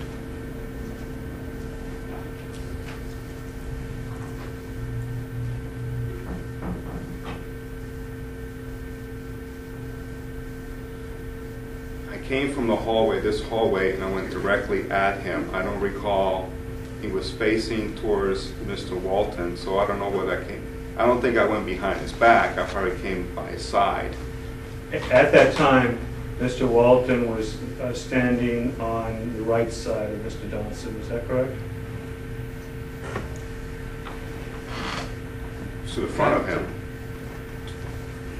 To the front. To the front right? I don't know. I don't know if it's front or front right, I front just left. need to get oriented for your questions. You're talking about your client's right as these two faced each other, you mean? No, at the approach, at the time... I'm just trying to get a picture. Yeah, I am too. At the time Sergeant Rivera approached him, I'm trying to place the participants here. And maybe I could just start with Mr. Dodson. As you approached him, isn't it true he was facing the bulletin board but turning to his right to speak with Mr. Walton? He was engaged with Mr. Walton. There's no doubt about that in my mind. But in terms of the placement of his body, was it facing the bulletin board but looking to his right to speak with Mr. Walton?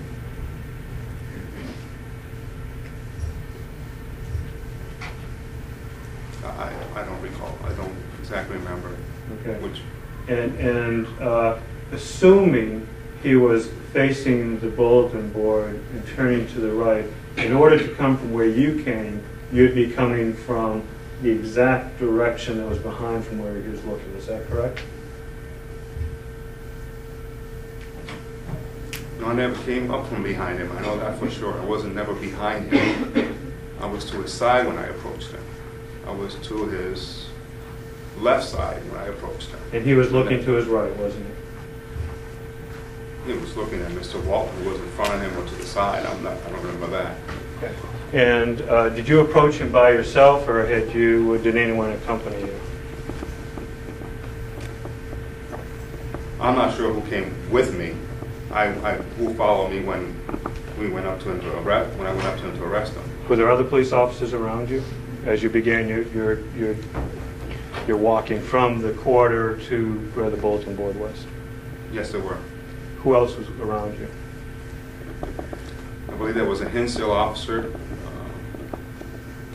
Is that Lieutenant Faulkner, Todd Faulkner? Lieutenant Faulkner. I believe that, I'm not sure, that there was another Keene officer who either was walking in or had just walked in when this all happened, Todd Lawrence.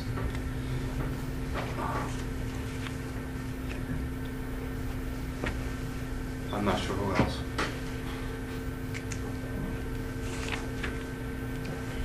And as you approached Mr. Dodson, and before you placed your hand on the camera, had you already placed him under arrest? I think it was simultaneous. So I didn't want. The reason I went for the camera, I didn't want somebody reaching for his arms and trying to handcuff him, and the camera will fall. I had a general idea the camera was sort of expensive, so I wanted to make sure it was basically protected. So that was my first thing, that it was under arrest, and I think it was simultaneous that I grabbed the camera, and I think I never let it go until he let let it go himself, and I think I said a couple times, let the camera go, so that, you know, she knew, or he knew that I had it, that it wasn't going to be damaged or anything like that. Okay. And simultaneous then with you grabbing the camera, you said, you're under arrest. Give or take, yes. And do you know if he heard you from what you saw, any reaction you saw from him? I said it directly at him. It was at him that I said it to. Based upon what you saw or heard that day, do you know if when you said you're under arrest, if Mr. Dodson heard you?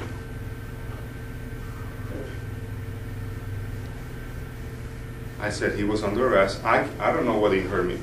He can say he didn't hear me and he heard me. I don't know. I know I said it to him, directly at him. And what followed through was that once the camera was out of his hands, he went limp. He dropped to the ground. So. And did you at any time before you said you're under arrest say, in words or effect, I'm a law enforcement official? By saying, for example, I'm a member of the Keene Police, I'm a police officer, I'm a cop, whatever you would use for words to identify yourself as a law enforcement official, did you use them at or before the time you placed him under arrest? To him? No, I did not. Did you say it to anybody as you walked from that quarter over to where the bulletin board was to place him under arrest? To anyone? Yes. Why would I say it to anyone? Well, you said to him. I'm just trying to make it clear that nothing was said to anyone during that span of time about you being a law enforcement officer, official. I did not.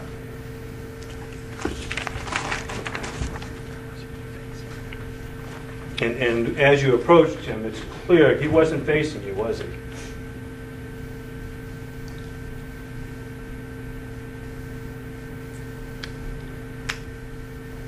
I approached him to his left.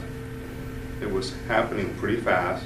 Whether he faked, when he looked at me coming or did not look, you know, I can't tell you whether that happened or not. I approached him from the left, told him he was under arrest, and went from there. I know that Mr. Walton had identified himself as a court security officer, and we proceeded from there. The camera that we've already established, the camera that Mr. Dodson was holding, was that camera right there? Yes. Okay. And in what hand was he holding it? Or was it both hands? I believe he had it on his shoulder, type recording like this. So I think I reached and grabbed. He had it on his right hand. I'm pretty sure he had it like this. Do you know, sir, that you can't record with it on your shoulder? I have no idea what that camera can do or cannot do. So how I don't know. I can't answer that question. Is it possible to look through the... I don't either. No. I'm just asking him if he knows. Well, Is it you possible? you said, do you know, as if it was a fact. I don't know one way or the other. So. No, we'll get to that. Well, I didn't know if I missed some testimony about it. No.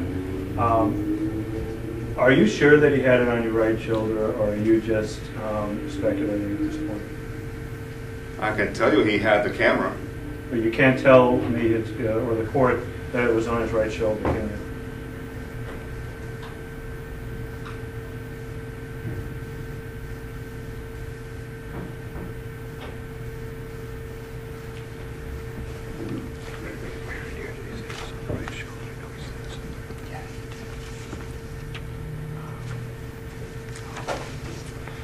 If I'm not mistaken, I'm pretty sure that it was he had it on his right hand, and that's how wherever he had it from, I reached and grabbed it.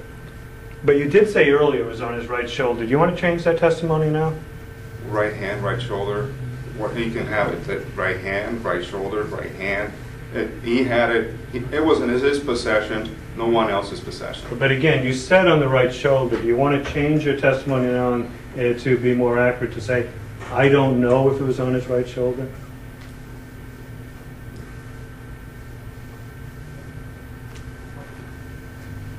I find the question to be kind of tricky because he can have it on his right hand and not be on his shoulder. It could be on his shoulder. It was in this vicinity to my, so whether it was on or off, to my recollection, it was in this area. Your Honor, I'd ask the court to instruct the witness that he is just a fine attorney representing the city here who will make objections to questions as being tricky or otherwise.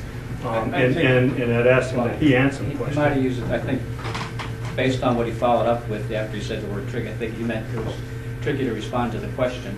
But I think you've established what you need to establish. I'll let you go on if you think you need to, but I think I get your point. And by the way, I'm going to be able to view the video at some point again myself, right? Yes.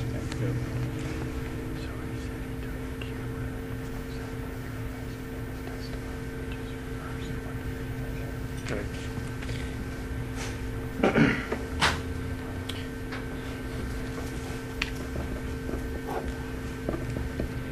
And so, before you took the camera from Mr. Dodson's possession, before he fell to the ground,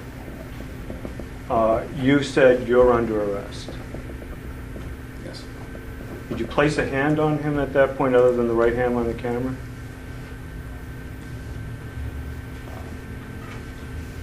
I went for the camera. Mr.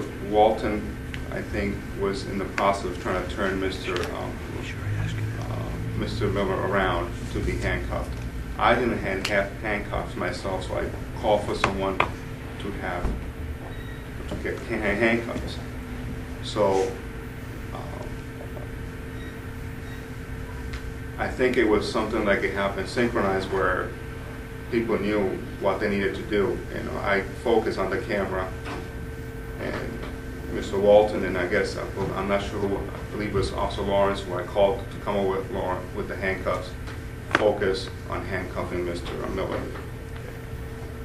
And when you said the words to him, "You're under arrest," you expected him at that point to passively submit to that arrest, didn't you?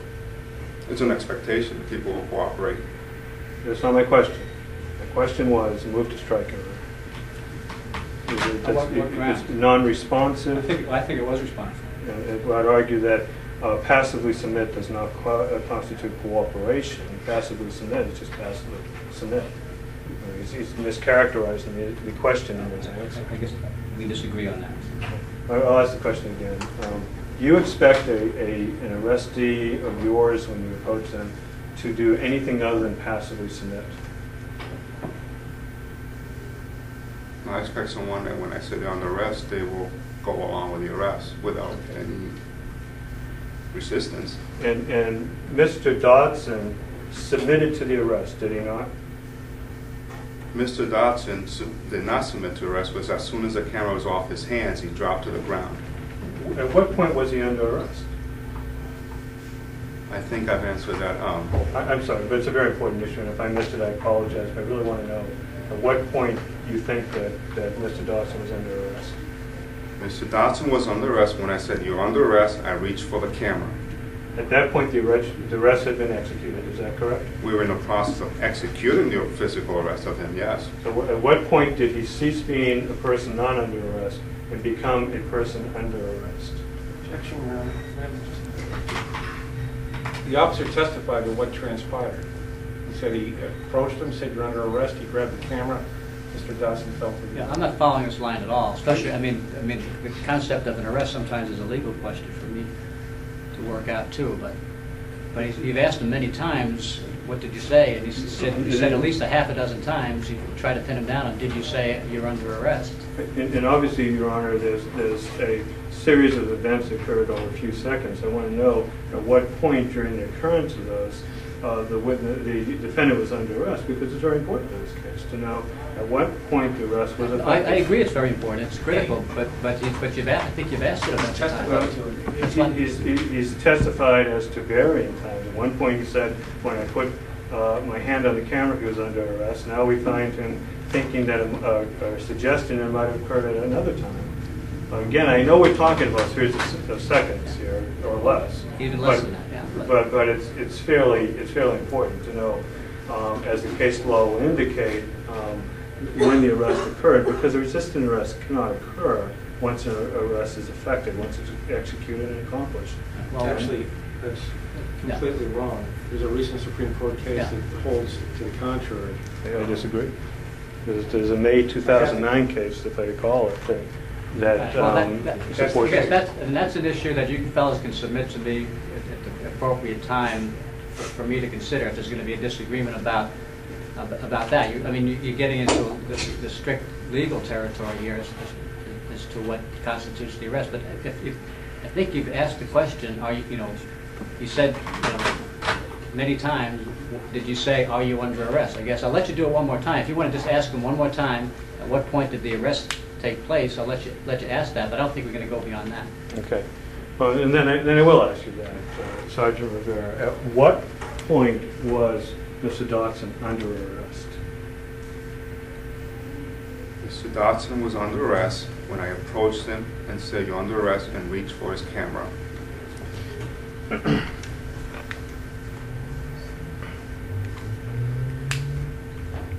Now, originally you placed him under arrest for disorderly conduct, That was the initial charge, yes. and you also charged him with having electronic equipment that wasn't video, didn't have a serial number. Objection, Your Honor, relevance? It's relevance. Motive. Overruled.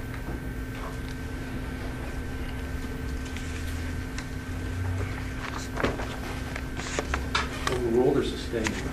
I'm sorry, sustained. Friday afternoon. The interesting thing is, Your Honor, I heard sustained and you did say overruled. Do you have a good memory of what occurred those days, that day? Pretty good, yes. And when you made out the police report that day, did you have a clear understanding of what had occurred? Pretty clear.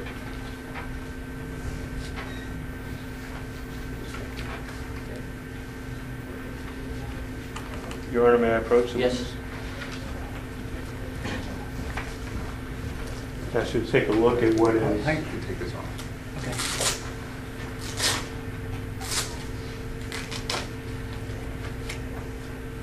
You need a break or what? No, I'm okay. It just gets sore. That's okay. You can take a look at this Yeah. document.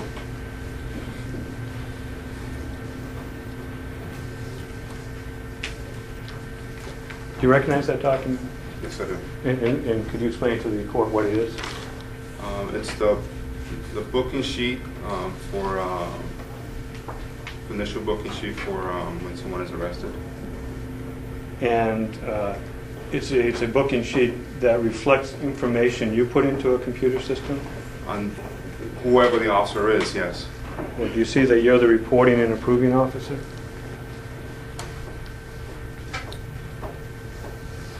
On this one, I was correct.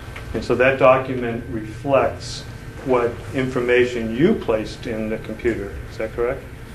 Not particular. Even though I might be a reporting officer, other officers might be allowed into the report to update it, and then they get approved. And with this particular report, the initial report was done as a John Doe with no information whatsoever, and what the computer did was grab any information that was related to a John Doe inner system and place it into the file. So that's why probably you have Mr. Miller referred to as heavy or complexion black, but that was because when he was initially booked, he was booked as a John Doe, so the computer just grabbed everything that was referred to as John Doe in the system. And so that's your explanation as to why the defendant is referred to as a person with black complexion? Correct. He doesn't have black complexion, does he? He doesn't. I thought we agreed that we weren't going to talk about things that happened after the arrest. This is impeaching him for credibility. Oh, okay. And it, What testimony is being impeached? is the credibility as a witness. And you see here that it says he has a scar on his breast from surgery. Do you know that? I think I also said to you that because he was booked in as John Doe, and John Doe is just a name that's used for a person who don't want to testify. So the computer grabs the last John Doe information that we had and sucks it into the computer. Did the computer suck in disorderly conduct, resisting arrest, refusing to be processed, in possession of property without a serial number as charges? Did the computer suck that in? Mr. Miller was initially booked as John Doe with no information whatsoever. The computer grabbed all the information. The officer entered the offenses listed that he was being arrested for. Sometime later, we found out who he was, and we entered one of the officers entered some of the information about Mr. Miller. I know for sure that has to be a mistake because Mr. Miller does not have a black complexion. Mr. Miller is not heavy, and that is pretty obvious from the error. And do you recall all? May I approach? Sure. May I approach with me? Sure. You could take a look at this document and tell me what you recognize it.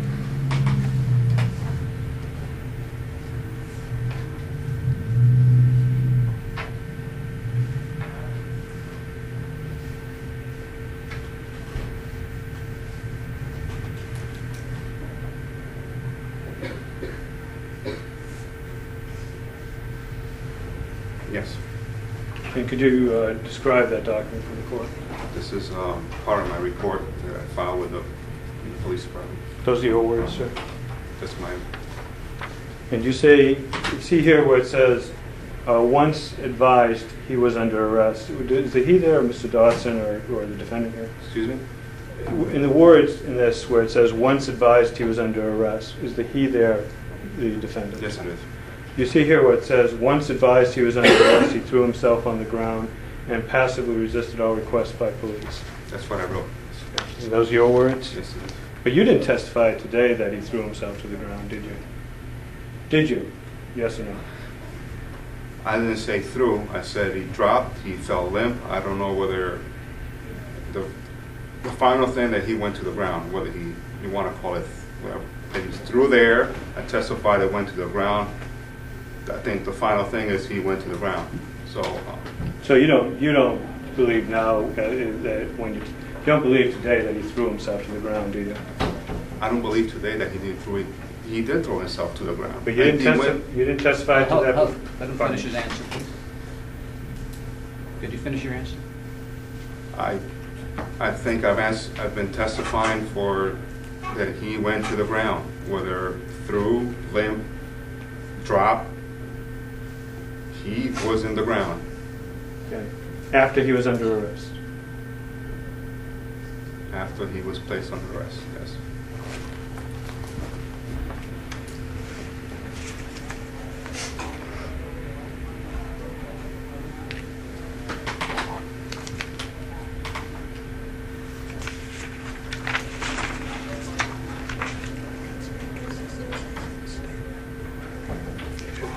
If I may have a second. Sure. May I continue? Sergeant, do you know for a certainty whether or not Mr. Dodson was handcuffed before or after he left the second floor lobby? Objection, Your Honor.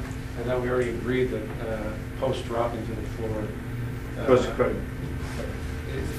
not an issue. Where's the credibility in that question? Oh, he doesn't recall what happened there. He's testifying at variance to the I think he can ask whether he was arrested, handcuffed before. The after part gets struck. He testified, we then handcuffed the defendant, and in point of fact, they didn't then handcuff him. I'm trying to establish to the court, this witness does not have good memory of what happened that day. You can ask a question, but I think we're starting to get into that area that we have a ruling on that, and we're going to just open right at this stage. We're going to reopen a whole lot of territory. And I don't want to open it. I just want to capture his recollection that day or lack of it. And do you recall whether or not Mr. Dodson was handcuffed in the second floor common area, or if he had been removed from there before he was handcuffed? Since I didn't have the handcuffs and I called for another officer to handcuff him, I cannot say for sure whether he was handcuffed in the lobby or in the other room because I had the camera in my hand.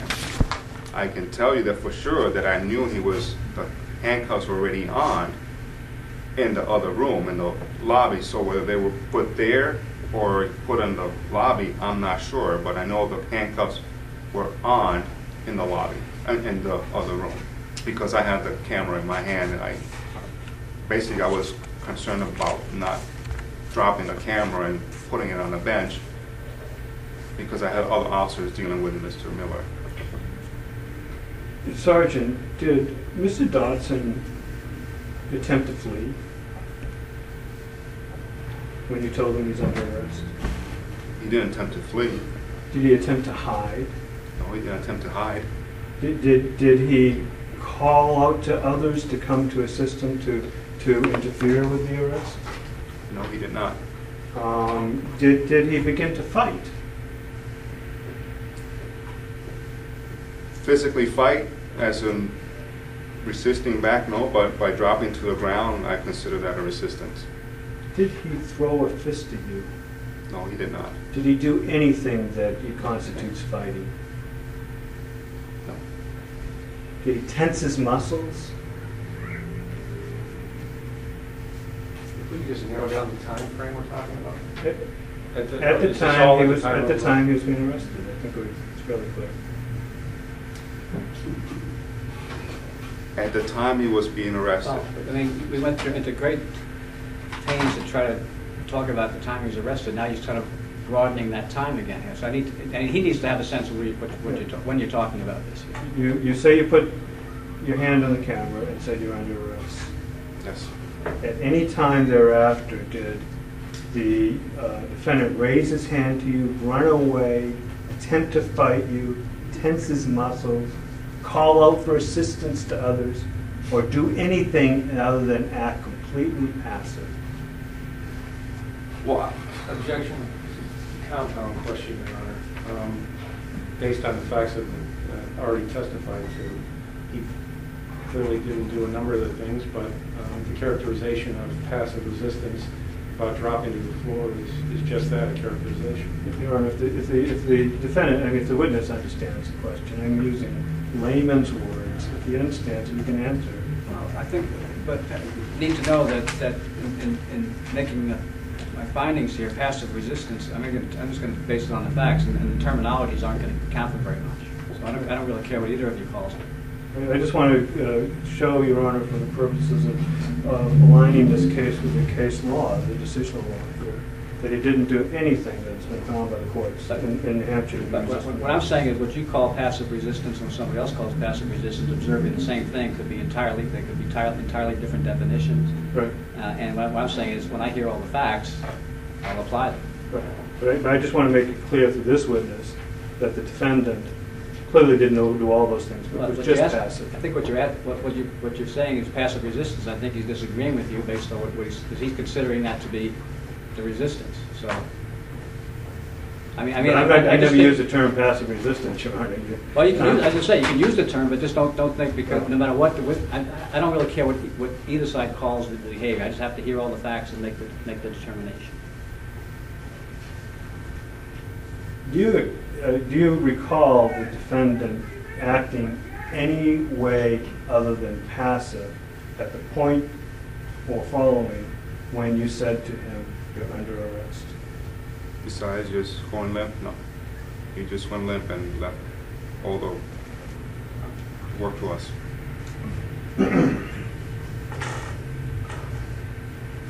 And before he went limp, do you know whether or not he even knew you were a law enforcement officer or official?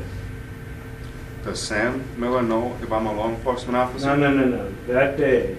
You said before. Is that the right question I heard? Yes. Okay. That day, as you approached him, do you have any knowledge that he knew the person putting their hand on the camera, and he may or may not heard words coming from that person? Do you know that he knew that person, that you were a law enforcement official?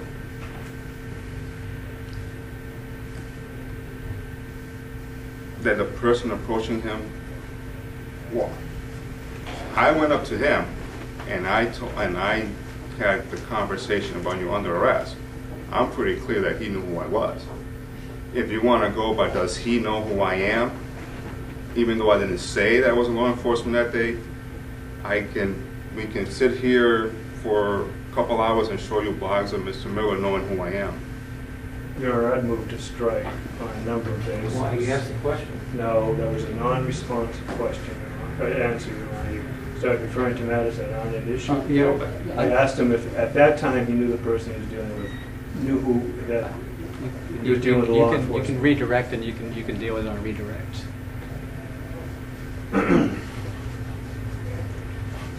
Before you said the words to him, you're under arrest, had he turned his gaze towards you?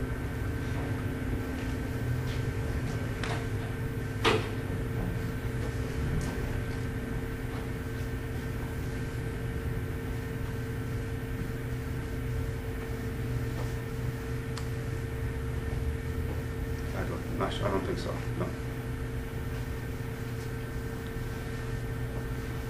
Do you have any reason to believe that on April 13th, 2009, Mr. Dodson would recognize your voice from voices of other people?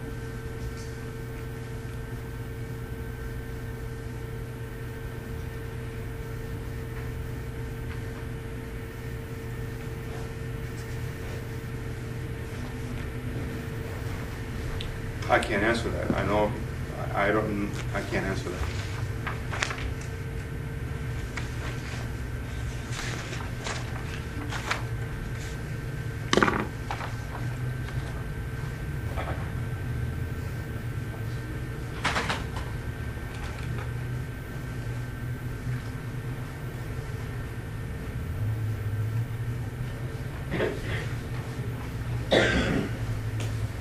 May I approach Yes. the witness? Sergeant Rivera, you recall that testifying on direct that you sought a search warrant to be able to look at the camera? Yes. Okay, and you filed an affidavit in support of that search warrant? Yes. And I'm going to hand you a 2-page document and ask you if you recall if that appears rather to be a copy of the affidavit that you signed.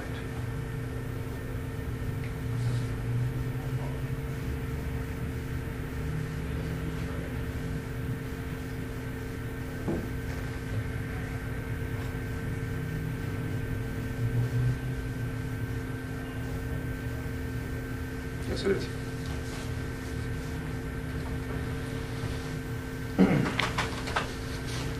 Your Honor, I'd offer this as Defendant's Exhibit B, I believe it is. C. C. No, we only had one thing marked for ID. I would just have it for the ID, Your Honor.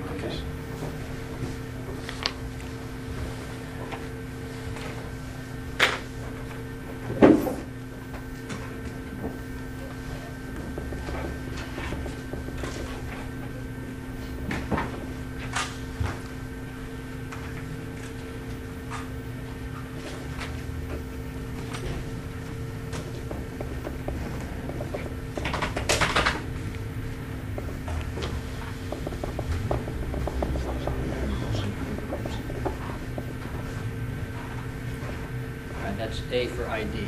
Thank you, Your Honor. Oops. I think we are on time, by the way. I'm going to finish it up in about 5 minutes. You see here in this affidavit, withdraw the question. You signed this affidavit on June 10th, 2009? I believe so, yes. And you see here in this affidavit, you say the words, Sam A. Miller was holding his camera over his shoulder. Yes, I saw that. And you swore under oath on June 10th, 2009, that at the time you approached Mr. Miller, he had the camera on his shoulder. Is that correct? On that? Yes. This Yes, is over his shoulder, correct. this is just like your courtroom testimony, isn't it? Well, it said over his shoulder, it doesn't say on his shoulder, but it said over his shoulder, correct. And you testified here today that you, as I recall, I don't know if it was over his shoulder, to the side, under. You can't recall it today where it was. I think I've testify that it was in this area of his shoulder. You know, when the incident was happened, when I first saw him, the camera was in this location. Once I grabbed it, we went up with it, we went out with it. I was trying to get it out of his hands, so the camera was moving, and my purpose was to make sure it didn't fall. So, to the best of my recollection, is this camera was in this area, whether it's on, over his shoulder. It was right around here.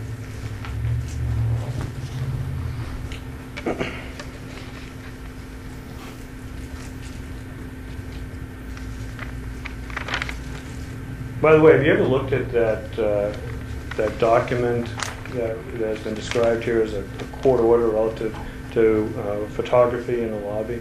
Have I seen it? Yes. Yes, I have. You ever seen a signed copy of it? No, I have not. Did you ever ask for one to make sure that it was something that you should enforce? I don't need a signed copy to follow the judge's order. If I know it comes from the judge, I'm not going to question it. It doesn't have to be signed for me to follow it. So, how was Sam Dodson to know it came from a judge and have the same knowledge that you have?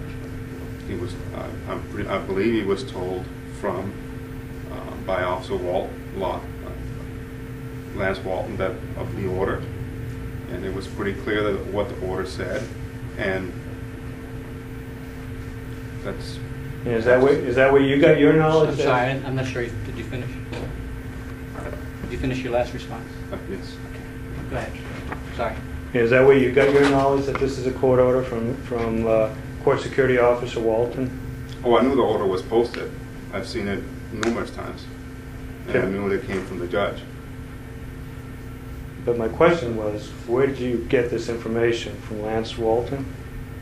From a number of people from the clerk. I've heard it from several bailiff, even from the clerk of the clerk.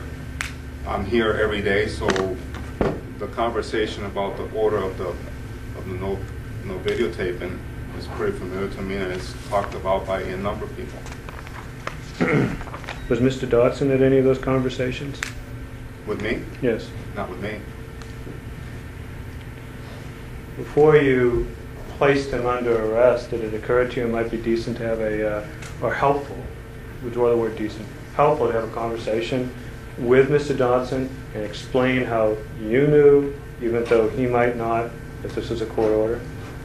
I believe that Mr. Walton was attempting to have that conversation. It wasn't going anywhere, so there was no need for me to try to do something that was already attempted.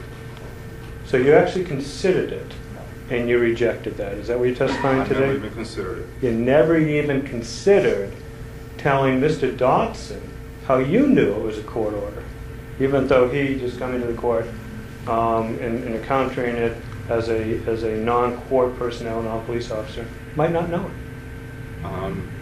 He had that conversation with Mr. Walton, with Lance about it, so there was no need for me to try to go over it again.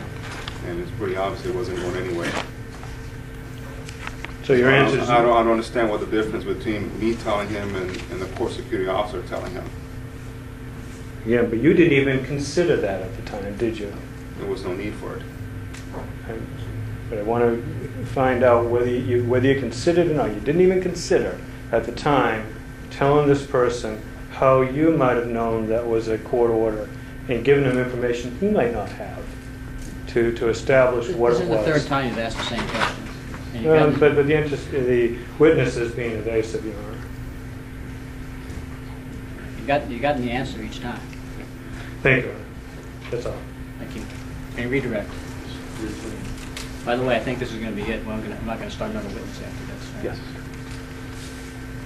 I mean, you don't see us getting quarter four. I show you what's been marked as State's Exhibit Number 1 with regard to the standing order regarding cameras in the courtroom and other areas. And that's the order you were just talking about with Attorney O'Brien, is that correct? Yes. And it says on it standing order, is that correct? Yes. And it's dated February 18th of 2009, is that correct? Correct. And this was the order that was being discussed by Mr. Walton and Mr. Miller that you observed, is that correct? Correct. They were standing within a couple of feet of that order, talking about that order when you approached? Yes. And I believe on on cross-examination, you testified that essentially it's your habit to wear your badge in the front area of your pants when you're standing, and then when you sit, given that you haven't been going to the gym lately, you slide it over to the side. Correct. Objection, Your Honor. I'm not just objecting because I don't think he should go to the gym anymore. But I'm also objecting, Your Honor, because the fact of the matter is he never said he wore it in the center. That was the question, and that's not anything this witness ever testified or ever showed. He showed the badge onto one side. When he first came to the stand, and as he was sitting there, it was completely on his right side, but then he moved it over a little bit, but never on the center. Right. Well, my recollection of the facts is what's going to. I think what's happening is, I think possibly to save time, there's been a lot of leading questions here, and I think we need to get. If you're going to get, I don't mind at this stage to try to get this end of it wrapped up. If we can get it through with Sergeant Rivera today. But you have been leading quite a bit. I think that's where we fell off. Because my recollection is somewhat different from that too. Okay. Just to reiterate, would you describe where, when you're standing up, you generally keep your badge?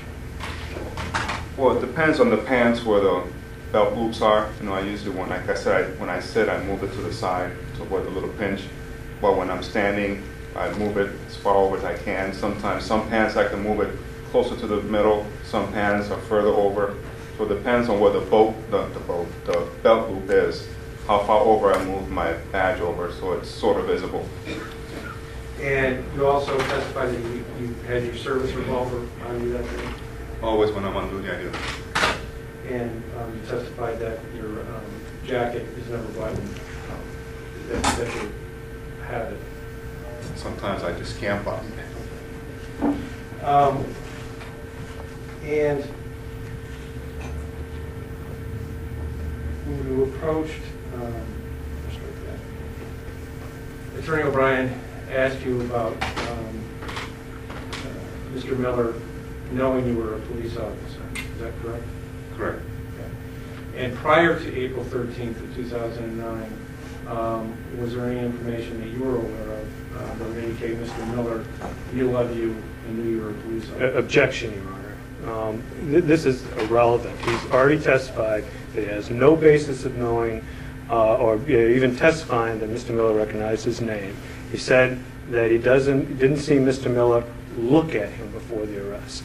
And therefore, this is an attempt to bring in prejudicial testimony with no relevance. Not all prejudicial testimony is inadmissible. I understand. You were clearly trying to circumscribe the witness's knowledge to just those few minutes or even seconds. And the state is certainly entitled, as you would be if the shoe was on the other foot, to correct that misapprehension, if there was a misapprehension. No, so it's overruled.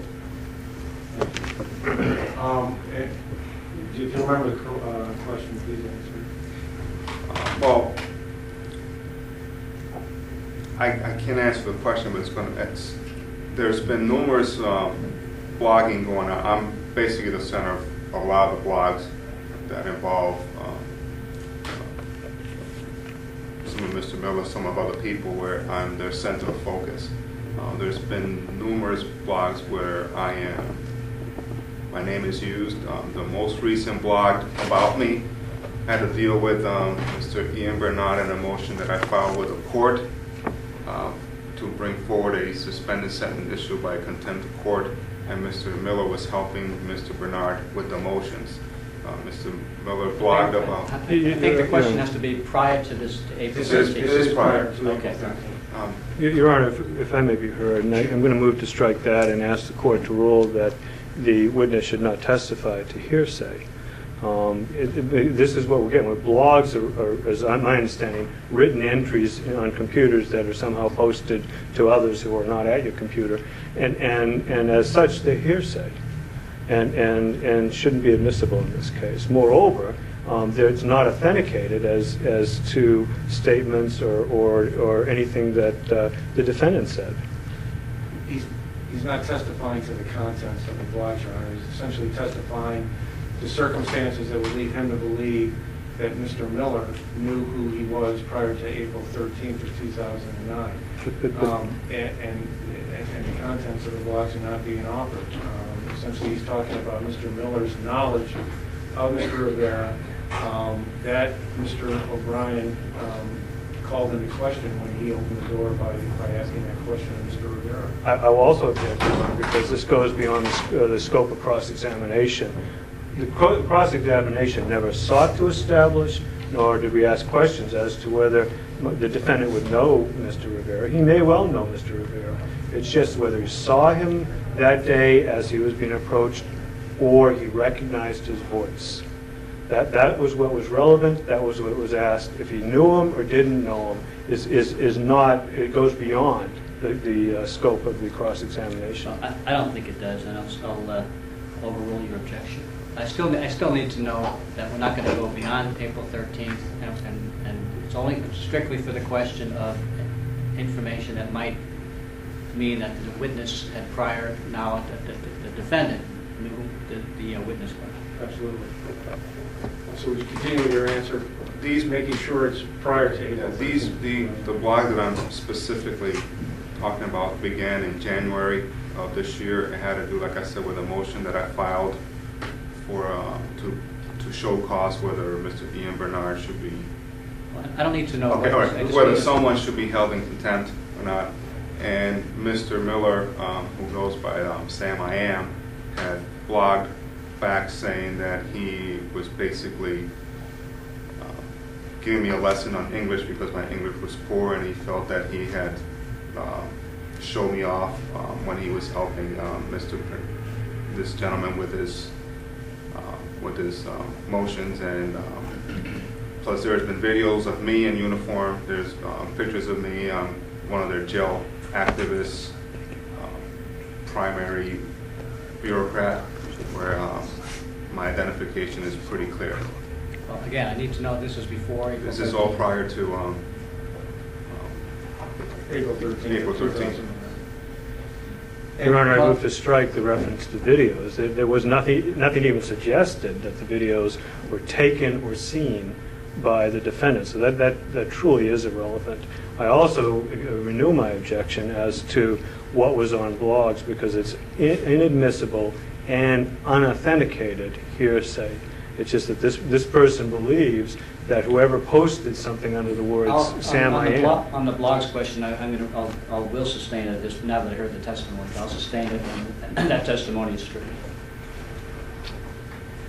With regard to the actual incident on April 13th, 2009, when you approached Mr. Miller, you indicated that you approached him from the side. Is that correct? Correct.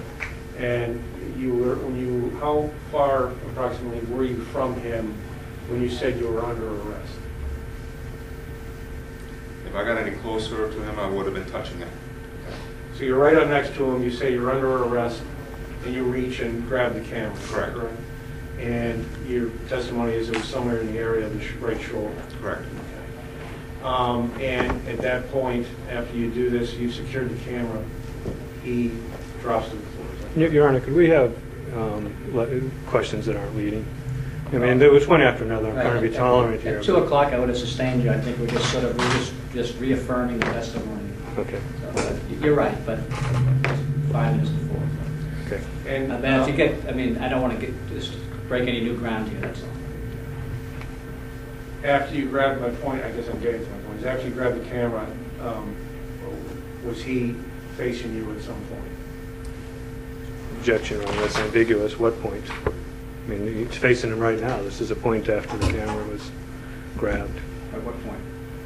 During the course of this incident, after he said you're under arrest, grab the camera, did he face you at some point? Objection is still ambiguous. The course of this incident is very, at some point he was dragged out of the room and he looked at those who had dragged him. Is the question at some point? After he grabbed the camera, did he turn and look at you? There was eye contact between myself and Mr. Miller. I'm not sure when it was. I know that during the, I'm not going to call it a struggle for the camera because it wasn't a struggle. I think, well, I think he wanted to make sure the camera didn't drop, just like I was. There was some eye contact, and there was, but it was quick. It just, like I said, it happened so fast that did we lock eyes? I can't say yes, but there was a point where there was contact, but it was in the motion of grabbing the camera, going down, being dragged over. I have no further questions.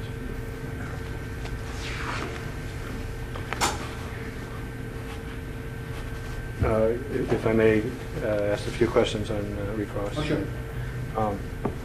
G. Sergeant, I hate to keep on going back That's okay. to this, but more reasons than one. But you don't know where your badge was that day as you approached and arrested Mr. Miller, or excuse me, Mr. Dodson.